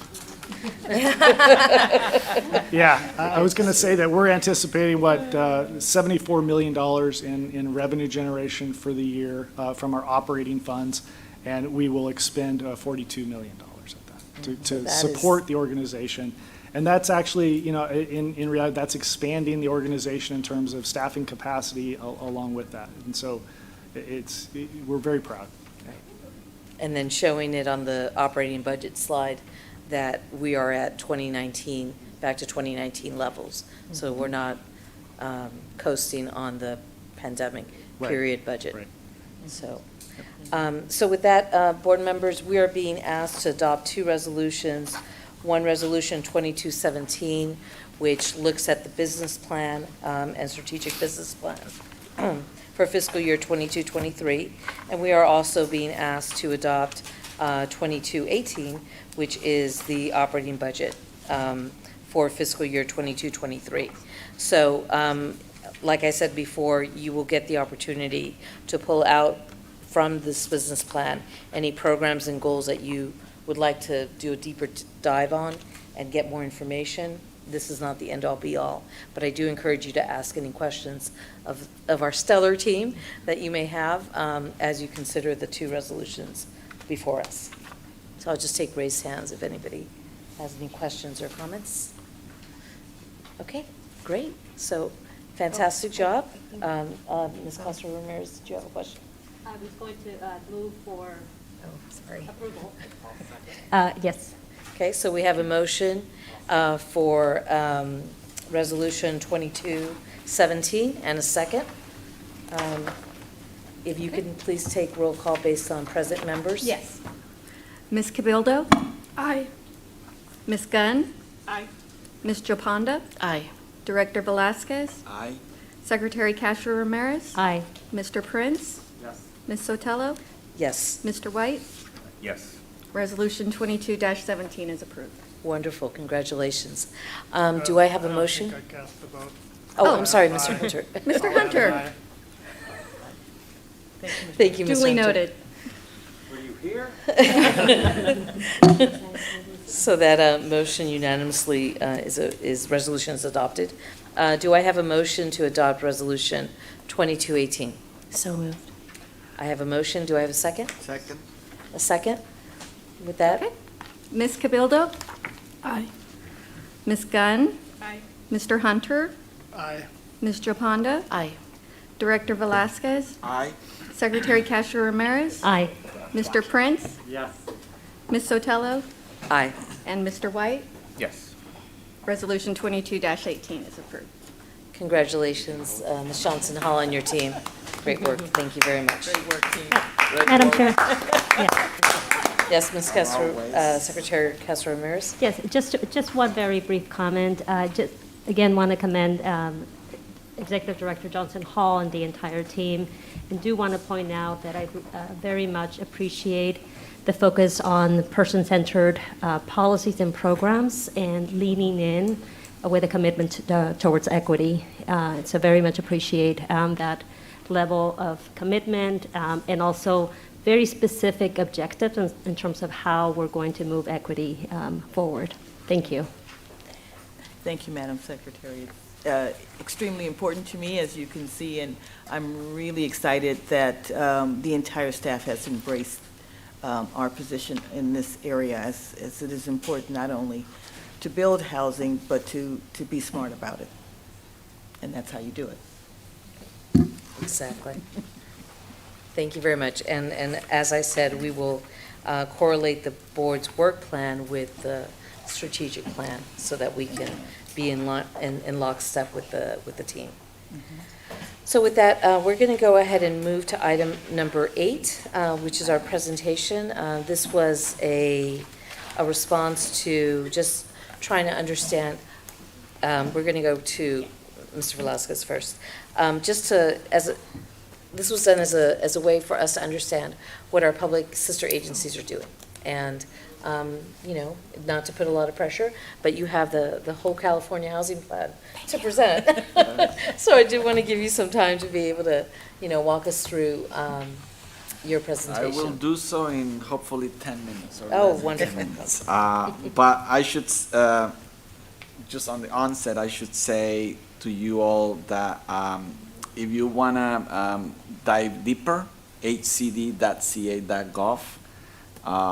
There is a ton of really great information, great data, all interactive. You can select information by county, by city, and also goals specifically by each jurisdiction. So I will really encourage you to take a look at that, at the whole plan. And I should also say that the statewide housing plan is not just our plan, it's the state of California's Right, plan. right, So right. I welcome you to maybe tweet or write about it as you hear me talking about sort of the high level points of the plan, and more importantly, if you find any information that is relevant to where you live or the area you work by looking at the plan online. This plan is a product of over a year of hard work, pulling together all the pieces of the housing puzzle, turning it into a statewide roadmap. That's what it is, a roadmap that will guide evidence-based policy and implementation for roughly the next 8 years. That is sort of the time frame that we are looking at when we're putting in front of you goals and metrics and outcomes to be achieved. The plan seeks to help everyone from renters to legislatures, everyone really understand the historic factors that have made the housing crisis what it is, as well as the steps the state is taking to solve it. When you go through the plan, you notice that we really catalog in terms of the actionable steps, a lot of measures, initiatives that are already on their way because, of course, Governor Newsom and the state legislature have focused so much on the issues of homelessness and housing. So when you read through the plan, you see that actually there is already a lot happening currently. But really the plan ensures that affordable housing is not just planned for, but built. You know, I've been talking a lot about this plan in speaking engagement conferences, and I say this is not an intellectual exercise. Well, it is, but it is a lot more than that. This is all tied to the 6 RHNA cycle and what the state of California ought to create in terms of housing opportunities. So it's really tied to mandates. It's planning goals, but certainly mandates. So, and the plan leverages digital tools to produce a dynamic plan that with interactive features. That's you know, it's great to again go to the dashboards and just look at the different problems and goals by region and city. So if we move to the second slide, this is, you know, probably the most important takeaway here of the plan. The main concepts is basically that our state has a mandate of adding at least 2.5 million new homes between now and 2030. 1 million of the 2.5 million targeted to low-income households over roughly the next 8 years. And these are the numbers, as you say, distributed by income category. The 2.5 million is the number of homes cities and counties across California must zone for during the current regional housing needs assessment, during the current RHNA cycle, which is the 6th cycle. This plan takes this housing needs number one step farther and lays out a plan to not just zone for over 2.5 million new homes, but ensure, again, that this housing is built. We've been enhancing our housing accountability work at HCD, working very closely with the Attorney General's office to make sure that we are ensuring that each jurisdiction is creating their fair share of housing. And to put that number in perspective, the 2.5 million home goal is twice as many units as were called for in the previous RHNA cycle. So it is really an ambitious, we believe doable goal. Local jurisdictions have been receiving millions of dollars in planning grants, knowing that the state knowing that the creation of their local housing plans, housing elements would be very complex, very challenging analysis because of the increasing number of more units that they have to create. There is a small affluent coastal jurisdiction in Orange County that had a RHNA goal in the 5th cycle of 3 homes. Oh, gosh.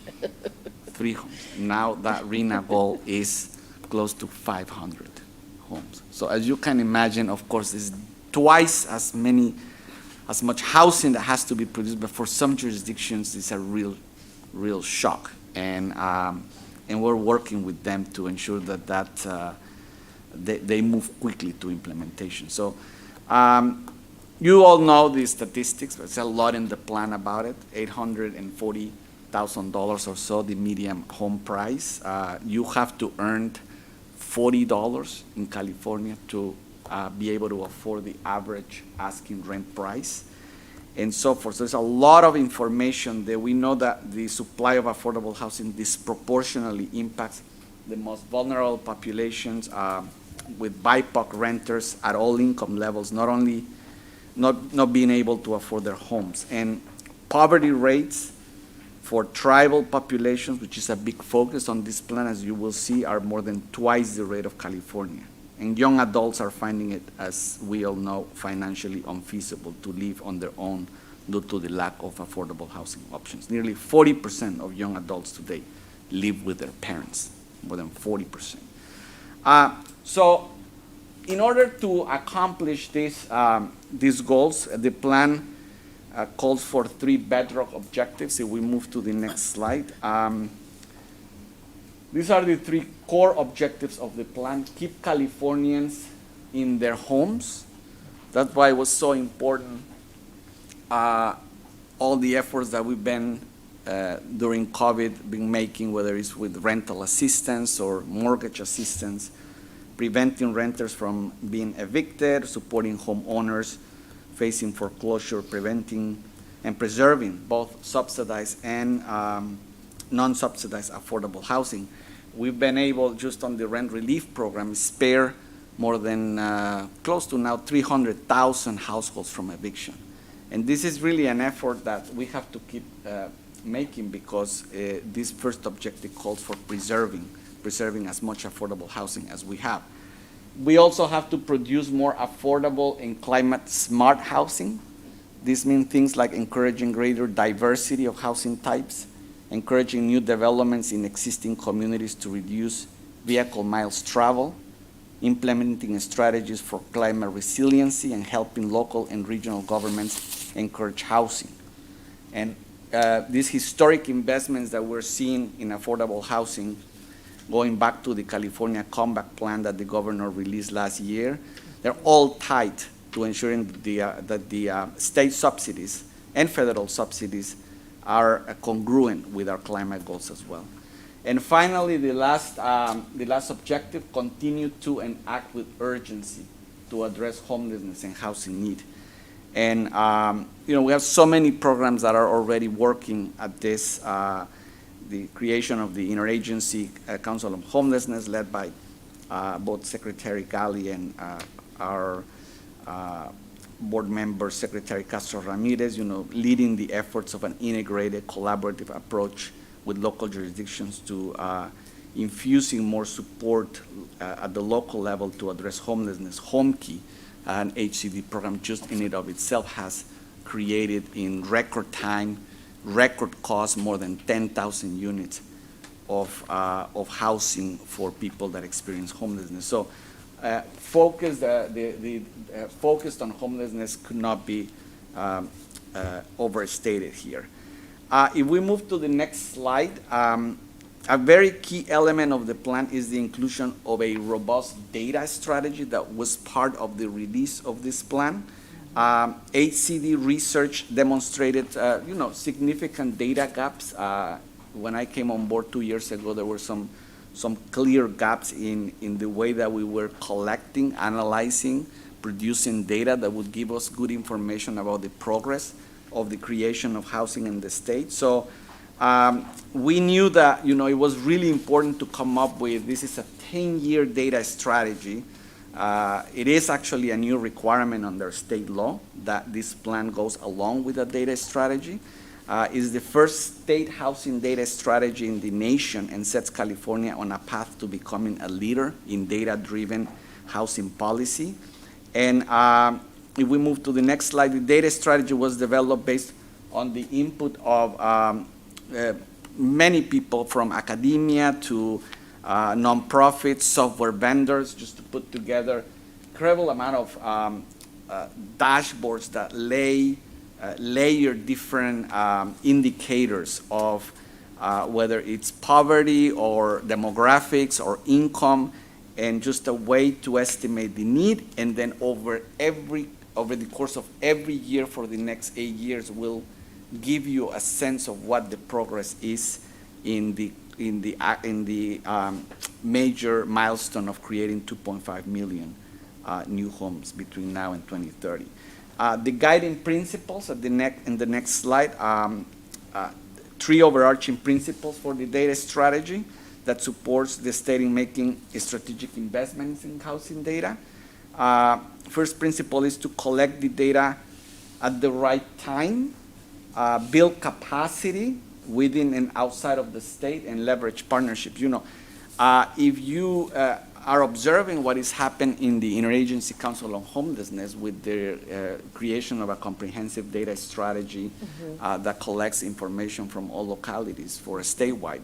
This is yet another effort of how much the state has invested in giving us, making data-driven decisions, policy decisions, but also checking our own investments time after time in ensuring that those investments are paying off with the overarching goals of the statewide housing plan. So leveraging partnerships has been really important. We can't do this work alone. The plan identifies many state and non-state entities that continues to help us in collect and analyze housing data, from the UC system to so many other important stakeholders are helping us in this regard. And in the next slide, we have the goals and priorities for the data strategy. The high-level goals of this strategy are to build strong data priorities, collect and curate foundational data sets, leverage data to drive policy decisions and make reporting accurate data easier. They also include actions to improve our processes, creating shared definitions to building data capacity within local government to better sharing the data collected by the state. So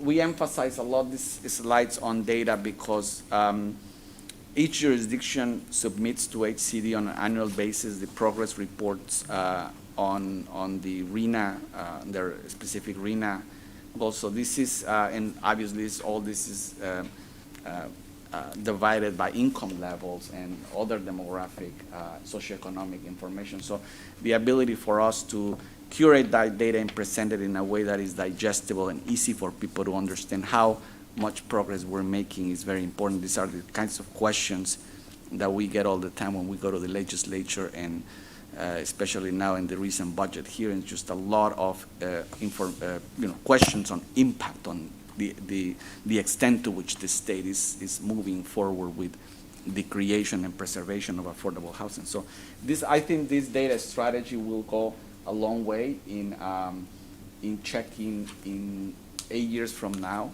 how much we will be able to accomplish. Now, the situation today, as the staff at CalHFA was commenting earlier, is dire. We have tremendous economic and natural challenges, inflation and the increasing shortage of labor, cost of materials. Just lumber in and of itself has increased almost 15% in the last 6 months. So we're facing those challenges at the same time that we are releasing these very ambitious goals, and natural challenges with wildfires and a lot of a big push to stop the creation of housing in the WUI, in the areas that are high risk for wildfires, and most recently, well, it has been more recently visible, but really the issue of water shortage has been going on for quite some time now, and so we are beginning to see a lot of calls in many localities to put moratoria in place for housing production given the water situation. So we are obviously talking to our state partners, the state legislature, governor's office about this, because it's coming to our attention that these pressures, and a lot of opposition at the local level for in some of, affluent or NIMBY communities. So it's a combination of a lot of challenges that are making really our message fully crystallized on what this state housing plan calls for. But with the increasing cost and the pressures that cost represents for the exacerbation of poverty in the state and the disparities in different groups, we just have to continue to make the case that this state housing plan is really, really important, and that we have to do everything possible working with localities to achieve the intent of it. So that's kind of the high level, but I encourage you to see the plan at its fullest on our website.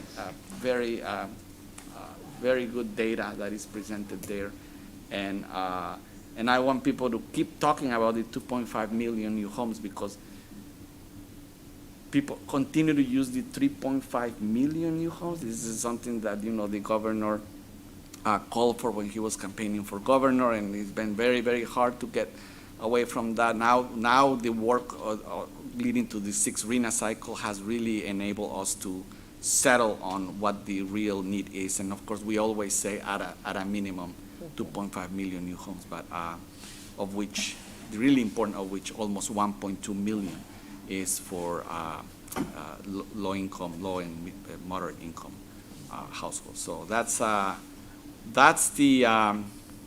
of the high level presentation, and thank you for the opportunity to present. Thank you so much. It's impactful. As board members gather their questions and comments, can I just ask you to maybe tell us what opportunities you see for alignment between our two agencies, between CalHFA, and how we can support the efforts of HCD?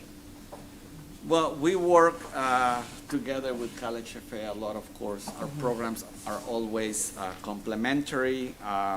We have a historic investment, just the presentation earlier. We couldn't get to the single family, but the multifamily is just an example of how these programs really aligned with one another. On the policy front, we always consult. On the budget front, we always consult. We have, working together on CIDLAC and TCAC on those priorities as well. So I think the relationship is very strong, and it will just continue to be strong. I think we're obviously under the leadership of the secretary. We're just working to make sure that what this plan calls for is, the priorities across our state entities that work on housing are marching, kind of rowing in the same direction. It's when I came on board a couple years ago, I heard a lot of, not enough coordination, I would say, and that has, I think, has improved dramatically, and it will continue to do so under the leadership of Ms. Johnson. Thank you. Thank you for crystallizing that. Board members, are there any comments or questions? One question. Yes. Is there an opportunity for CalHFA and HCD to speak in terms of data based on what I saw and what's going to occur through your data strategy? I'm just wondering if there's some type of there hasn't been much. I mean, at the staff level, maybe some exchange, but I think there is an opportunity here to do. You do a great job in presenting data on your programs, and so we would really use the expertise to take some of the way that you analyze this data and record it for our own programs, but also for the purposes of data in general, for policy purposes across the state. So I welcome that we continue to do more on data exchange and the way that we collect and analyze data. Yeah, that'd be great. Yeah, definitely. Okay, I would agree. Any other board member comments or questions? Thank you very much, Director Velasquez. Really appreciate it. Yes, please go ahead. I also want to thank you because I kind of gave you no notice for this board member spotlight, and you jumped right in. And He agreed to it last time. He agreed to it at the last board meeting. I'm talking about the notice part. It's kind of a voluntold. But I certainly appreciate you jumping in, and the work that Director Velasquez and his team has put into this plan is just really compelling. I had read it before, and then just hearing some of the notes that you referenced makes me want to go back and revisit it. And I want to encourage other members of the board members to go back and revisit it if you haven't already done so, because the information there is really quite compelling. I would also want to say really quickly that the next board member spotlight has already been cast. That vote has been cast for Dr. Mbasiani. So he's not here today, but his,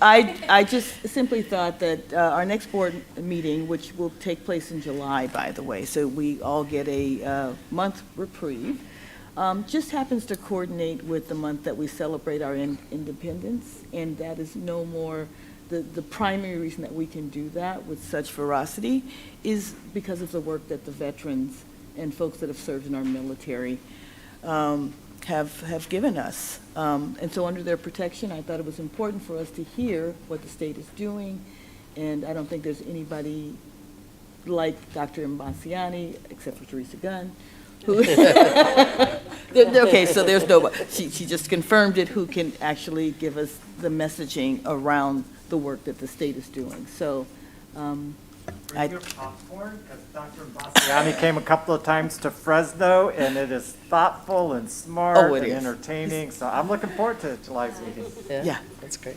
Thank you. Don't tell him I said that, though.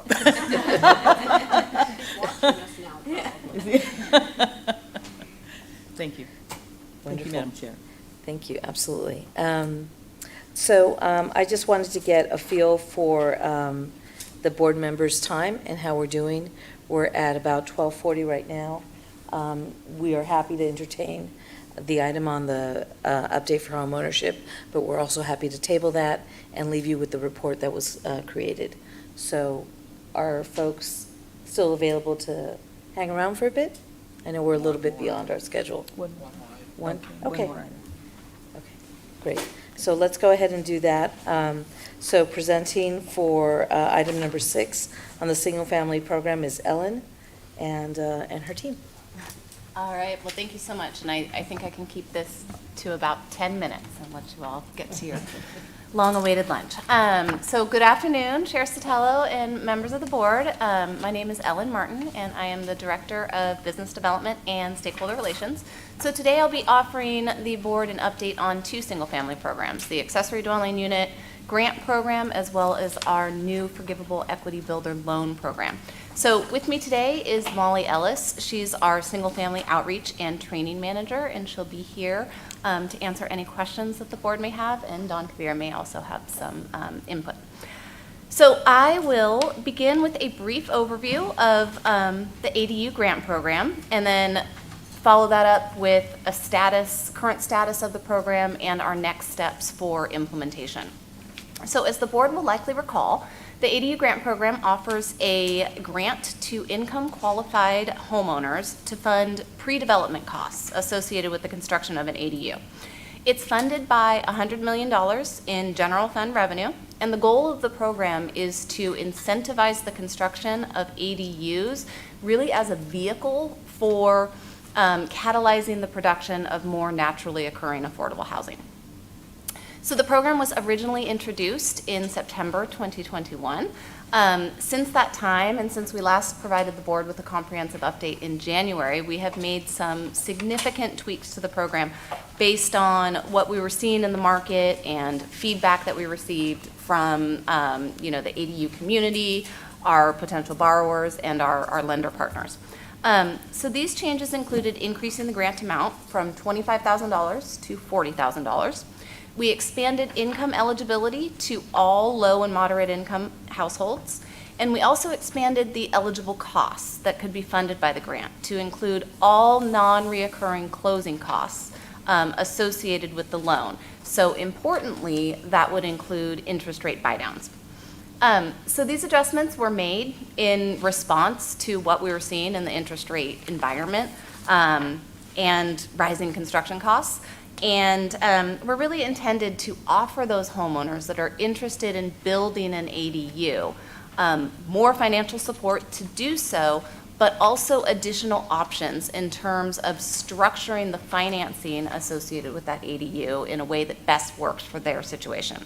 And so we'll talk a little bit about how some of those market challenges are continuing to influence the program. But first, an update on the current status of the program. So as you all know, since CalHFA is not a direct lender, we are deploying these grant funds through our network of qualified lenders. So a homeowner that is interested in building an ADU would contact one of our ADU-approved lenders. Those lenders would submit the required approval documents to CalHFA, and then ultimately upon approval, we would wire the grant funds directly into the construction escrow account.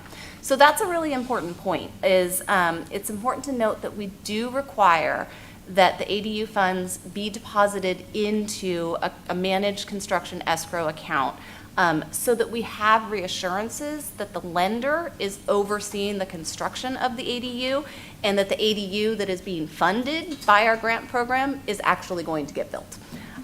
So this is typically accomplished through a construction or renovation loan, and we'll come back to that topic just in just a little bit. So currently we have 13 lenders on our website ready to deploy funds. Those lenders offer nearly 300 separate branches throughout the state of California, and we are continuing to establish additional lending partnerships that can further expand that reach. So with this robust lending infrastructure in place, we are starting to see more grant reservations. So to date, we have 19 total reservations. 12 of those have been funded. And just as a reminder, the last time we brought this program to you in January, we had 1 grant reservation at that time. So we've seen a significant uptick. Best program in the nation. We are seeing reservations across the state with very definite nodes of activity here in Sacramento, the Bay Area, the greater LA area, and San Diego. As it's the best program in the nation, the pace of ADU reservations is steady. But there are broader challenges that Dawn alluded to in the economy that we really see in the real estate market that will have an impact on ADU construction activity and the associated uptake of these grant funds. So the next slide lists some of these challenges that are facing ADU production. So we've highlighted before, it's really unclear how deep the market for ADUs are within our targeted low and moderate income population. Who may not have the same financial resources and wherewithal to take on a project of this nature as do higher income homeowners. Given that, and given that most of our consumers will likely be seeking financing to build an ADU, rising interest rates are really a significant hindrance to this program. This is made even more problematic by the fact that if you're seeking a construction or renovation loan, that means that you have to refinance the first mortgage on the property. And many homeowners are going to be extremely reluctant to refinance their first mortgage in a rising interest rate environment and lose what's probably a very low interest rate on their first mortgage. Supply chain issues persist, which really exacerbates what we've continued to see in the way of rising material costs. Labor shortages are also continuing to drive costs up. Many estimates for ADU construction peg the all-in cost at somewhere north of $300 per square foot. So that does remain prohibitively expensive for many consumers looking to build an ADU. So adding to this is really the overall macroeconomic climate. We have rising inflation, gas is at $6 a gallon. Many economists are predicting a recession in the coming 12 to 18 months. So all of these factors really do contribute to a very challenging environment for the real estate market and the construction market in general and ADUs will certainly not be exempt from those challenges. So, with due acknowledgement of that cheery economic backdrop, we also have an understanding that successful program implementation will really require major efforts on our part to overcome these external barriers. So I want to spend just a few minutes talking about our marketing and outreach campaign. So our marketing and communications department, along with the single family team, has crafted a very robust marketing and outreach strategy that seeks to reach our key consumers and amplify awareness of the grant program within the ADU ecosystem. So marketing efforts include a full-scale digital marketing campaign that includes micro-targeted digital ads and social media. We're also utilizing traditional print media in targeted publications. And then these marketing efforts are supplemented by our outreach efforts. So single-family staff, namely Molly as well as Cheryl Silva, have really spoken at dozens of industry events, webinars, and dozens of trainings in order to promote this program. So they've really been everywhere. We're also looking to bolster our partnerships with local governments, and that includes direct email outreach as well as strategic partnerships that we're looking to cultivate with local jurisdictions as part of phase 2 of our program, which I'll talk about in a moment. And then finally, we've also conducted direct outreach to over 20 specialized ADU manufacturers and builders throughout California, several of whom already have established relationships with our CalHFA ADU approved lenders and are very well positioned to help amplify this program with their consumer base. So all that said, there's a big lag in between our marketing efforts and then when we actually see a grant reservation hit the system. So we're confident that momentum will continue to build in this program. And it's also important to note that this is really a long-term marketing strategy. So we're playing the long game here. And we'll continue to build upon these efforts that I just described as we move forward, which will include engaging with additional state agency, local jurisdiction, and community partners. So the other key, and this is my last slide on this topic, the other key to successful program implementation will lie in ensuring that our financing options and the partners with whom we are collaborating are expansive and as flexible as possible. So that's really where our next steps for this program come in. We're working to expand access to the grant program by onboarding lenders and ADU financing programs that are not already in our lender network. So we're working to establish partnerships with a number of local jurisdictions, with CDFIs, with nonprofits, and also traditional mortgage lenders who are not already a CalHFA approved lender. And we actually recently sent approval documents to about 10 potential partners for this phase. So as part of this phase 2, we are anticipating that we can expand the types of loans that are available to our ADU borrowers, offering options that go beyond that construction and renovation loan product.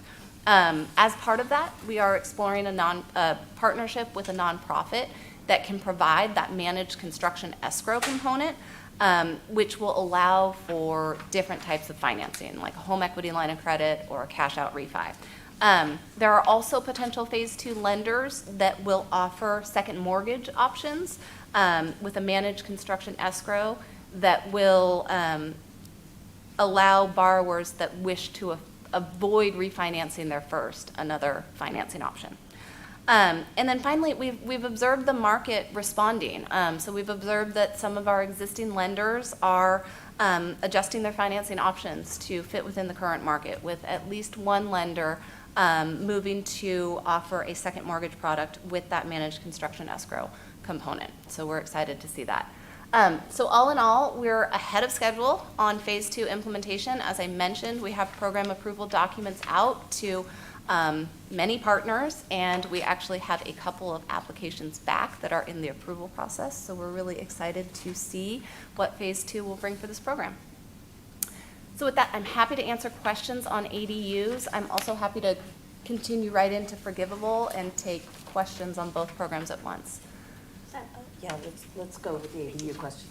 Thank you, Chair. I just have two recommendations, and we can, of course, follow up.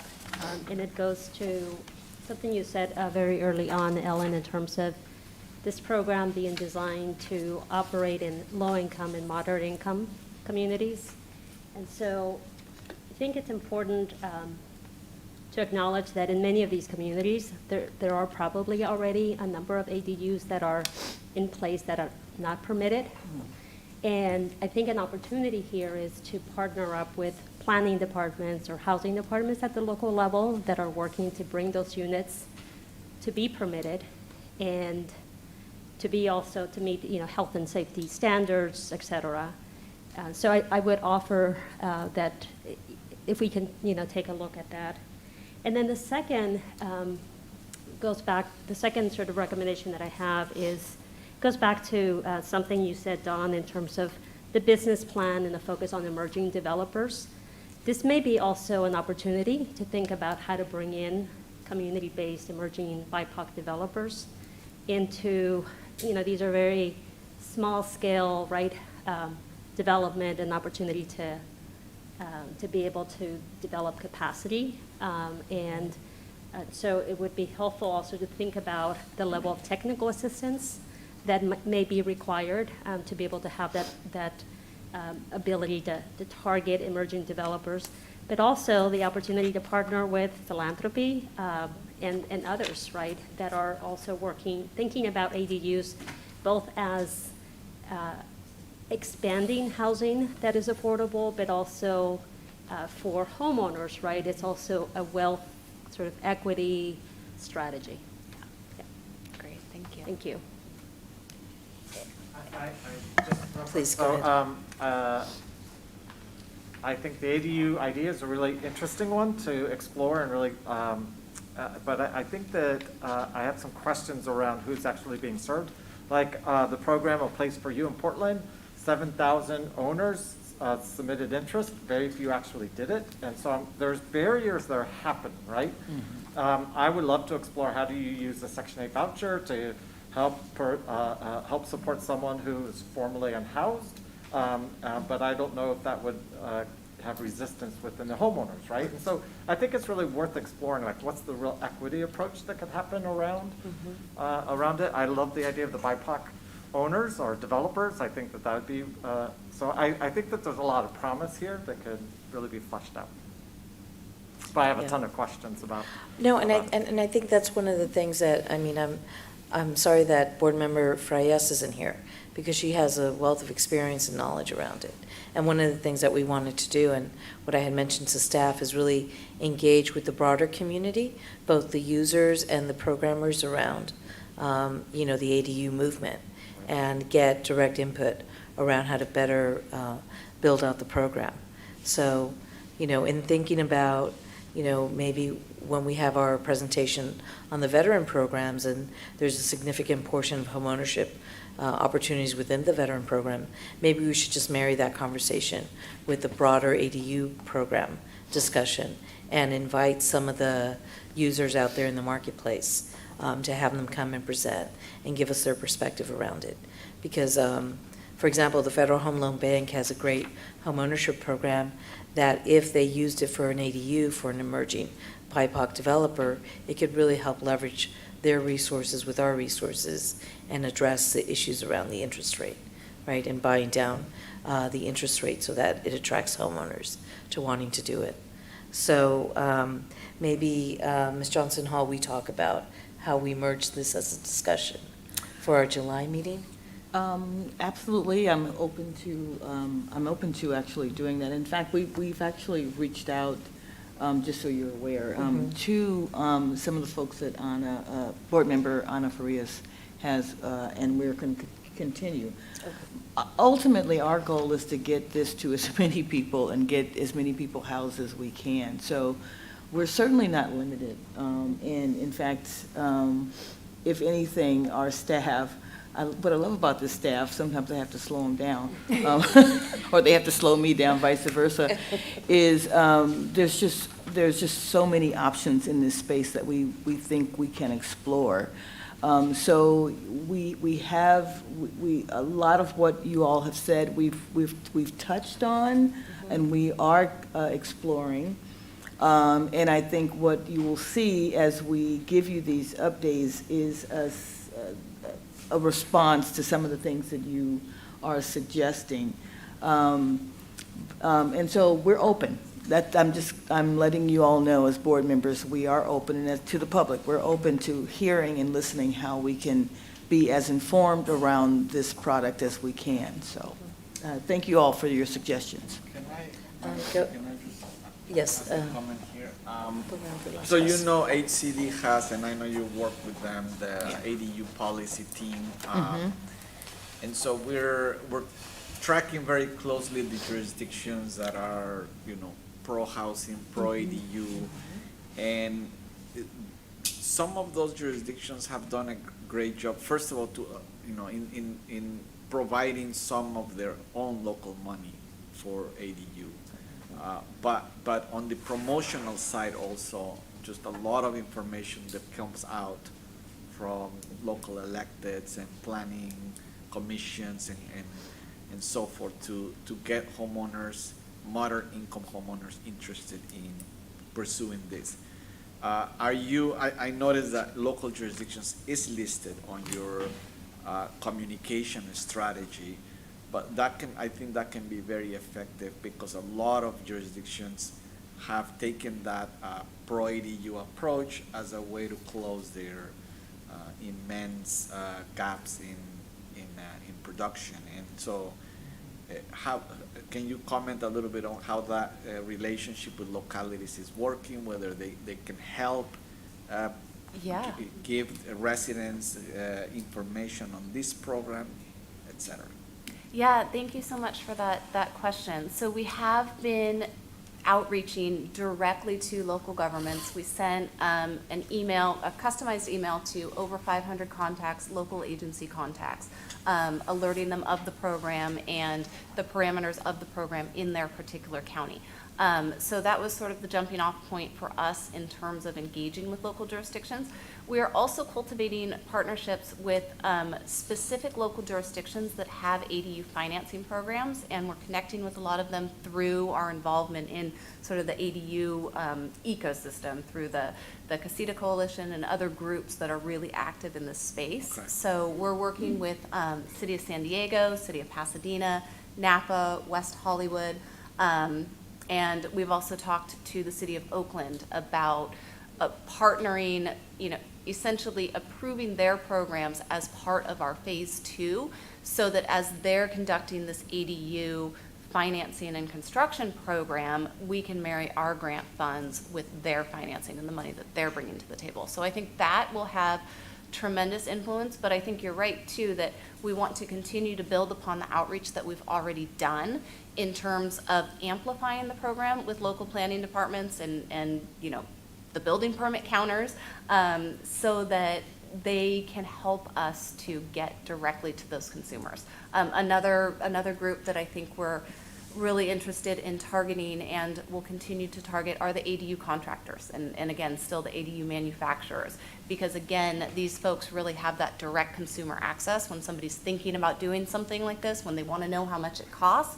We want all those people to know about our program so that they can say, oh yeah, by the way, are you aware of this ADU grant program?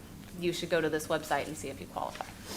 Yeah, I mean, just this communication and getting straight to the homeowner, as many homeowners as possible, is so critical. It's scaling the outreach, because the situation is so hard right now.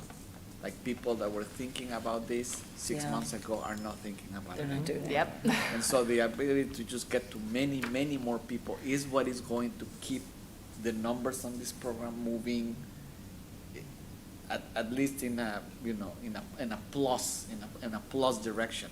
It's going to be very hard. I just predict that getting much better numbers on this program in the next few months is going to be very tough. Yeah, And it might not be about advertising, it may be about pivoting the strategy to accommodate what Secretary Pastor Ramirez was talking about, or, expanding the program to existing naturally occurring ADUs. Is that a term? And legalizing them. I was just going to add that the effort on our team's behalf to cross-market with all of these different stakeholders is really in the forefront for us. And I don't know if you've mentioned it, but we have a ADU toolkit that we can completely deploy electronically. We've actually engaged with a lot of folks that have agreed to put, like, we've created a little logo for the program that they put on their website that clicks straight through to our program. And so we're trying to scale through all of those efforts. So. Comment as well. I think that one of the keys is also the availability of technical assistance. I mean, this is a very complex process, and we require mortgage counseling for folks to take out a mortgage, and that is a pretty intensive process. And usually, either Neighbor Works America or Unidos have organizations that can provide that kind of high touch TA. Is there anything like that available for ADUs? And because I feel like that's just really critical for folks to actually be able to access something like this. Yeah, I'm really glad you asked that question. That's a great question. So to my knowledge, there's nothing formal that is established for ADU education. However, one of our nonprofit partners that we're engaging with for phase 2 is working on providing that specific technical assistance and homeowner education on the ADU process. So there's a lot of really informal stuff out there. There's like and which you can link to on our website. One of those, Molly has appeared on webinars for how to ADU and other similar sort of folks that are out there in the ecosystem that are trying to provide this education. But we are looking forward to working with one of our nonprofit partners to provide more formalized technical assistance and homeowner education on this process, because especially for folks that have to go through the construction financing system, it's a bear. And offering sort of that technical assistance and hand-holding along the way, I think will go a long way towards helping people navigate the process. Yeah, I think that's huge.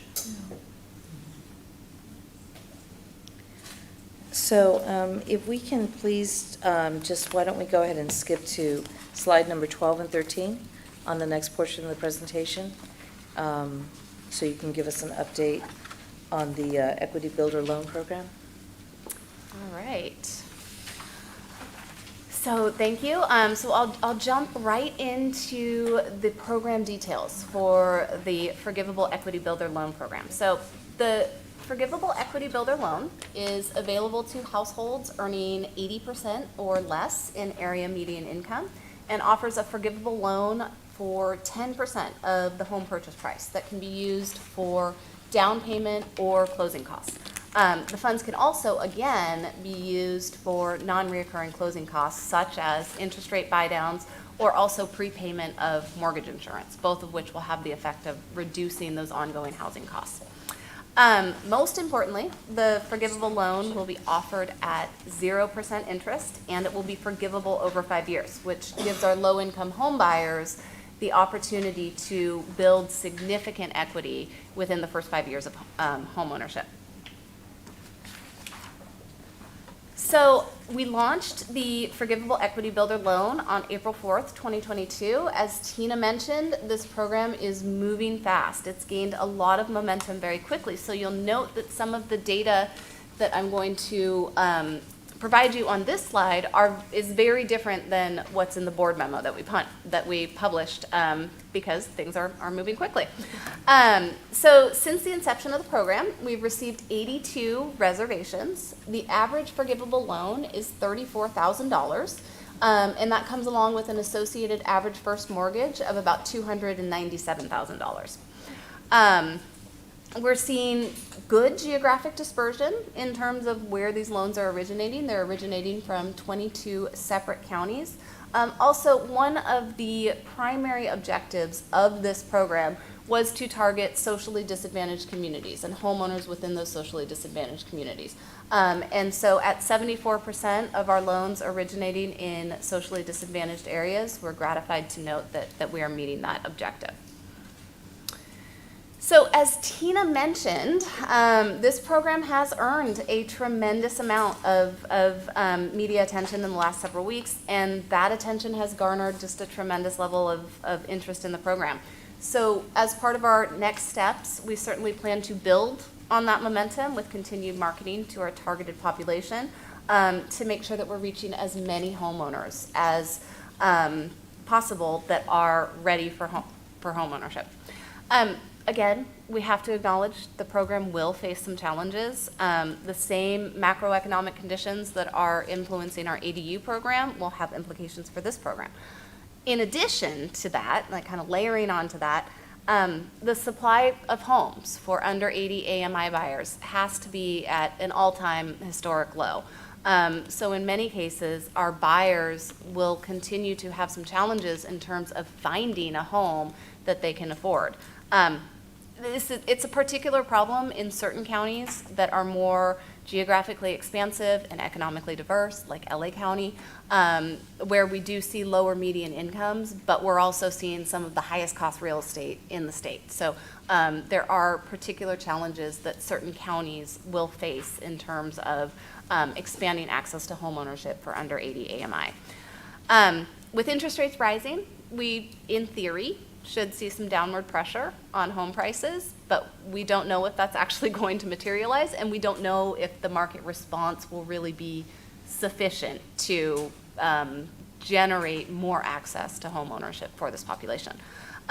So with that said, we will be very carefully monitoring uptake of this program. We look at the data every single week.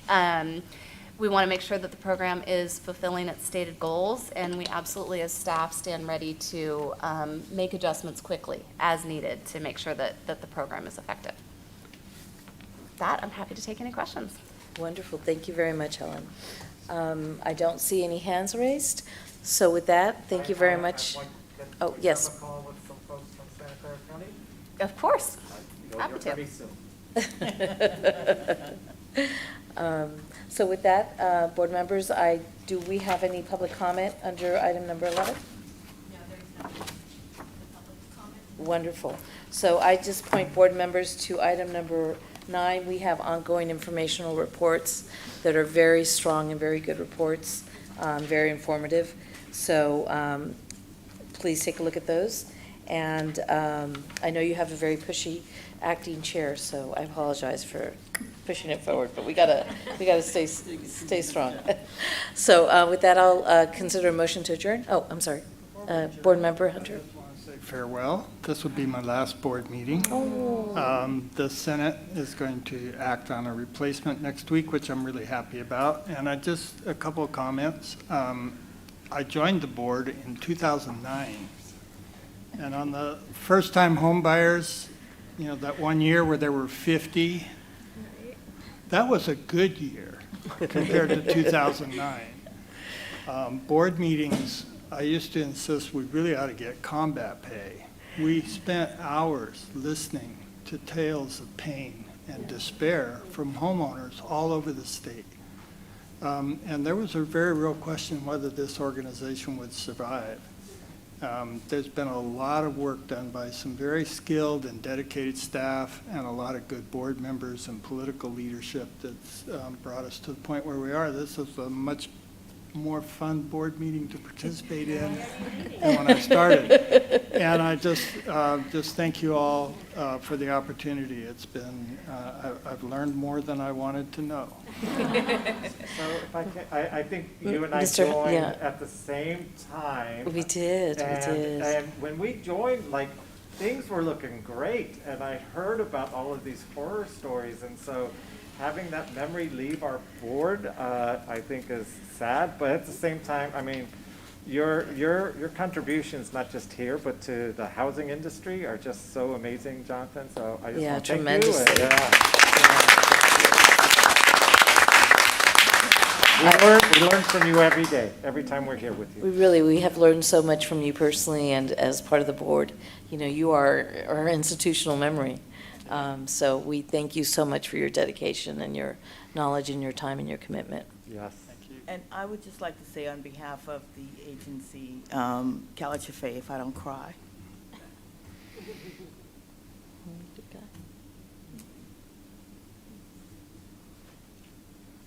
Yeah. You have really left an impact on the staff. Each one of them is really quite saddened to see you go. We know that it's not of your own volition, but it's choice that is made by Senator Tony Atkins. I only hope that we can get another person who is as committed to the work as you are. But you will be missed. I will miss you personally. I don't remember things being that great in 2009. I was going to say, they were hard. But what was great was the way that we responded. And so I thank you so much for your commitment to housing first. I thank you so much for your passion, and I thank you so much for your commitment to this team. It does not go unnoticed.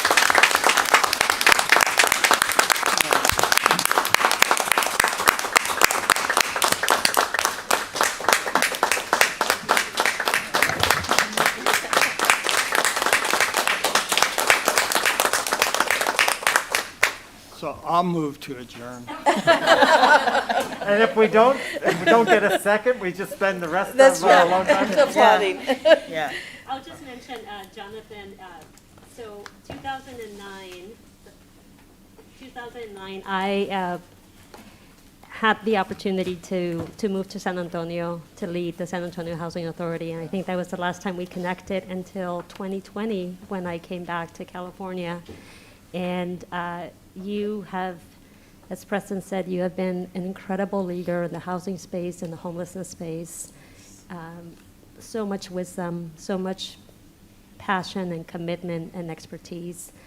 I hope you don't go too far because we will need you at the state level to continue to hold us accountable, right, for the work that we're doing. But just on a personal note, thank you, Jonathan, for everything that you've done, that you continue to do, and that I know you will do moving forward. Thank you. Hiring as a consultant.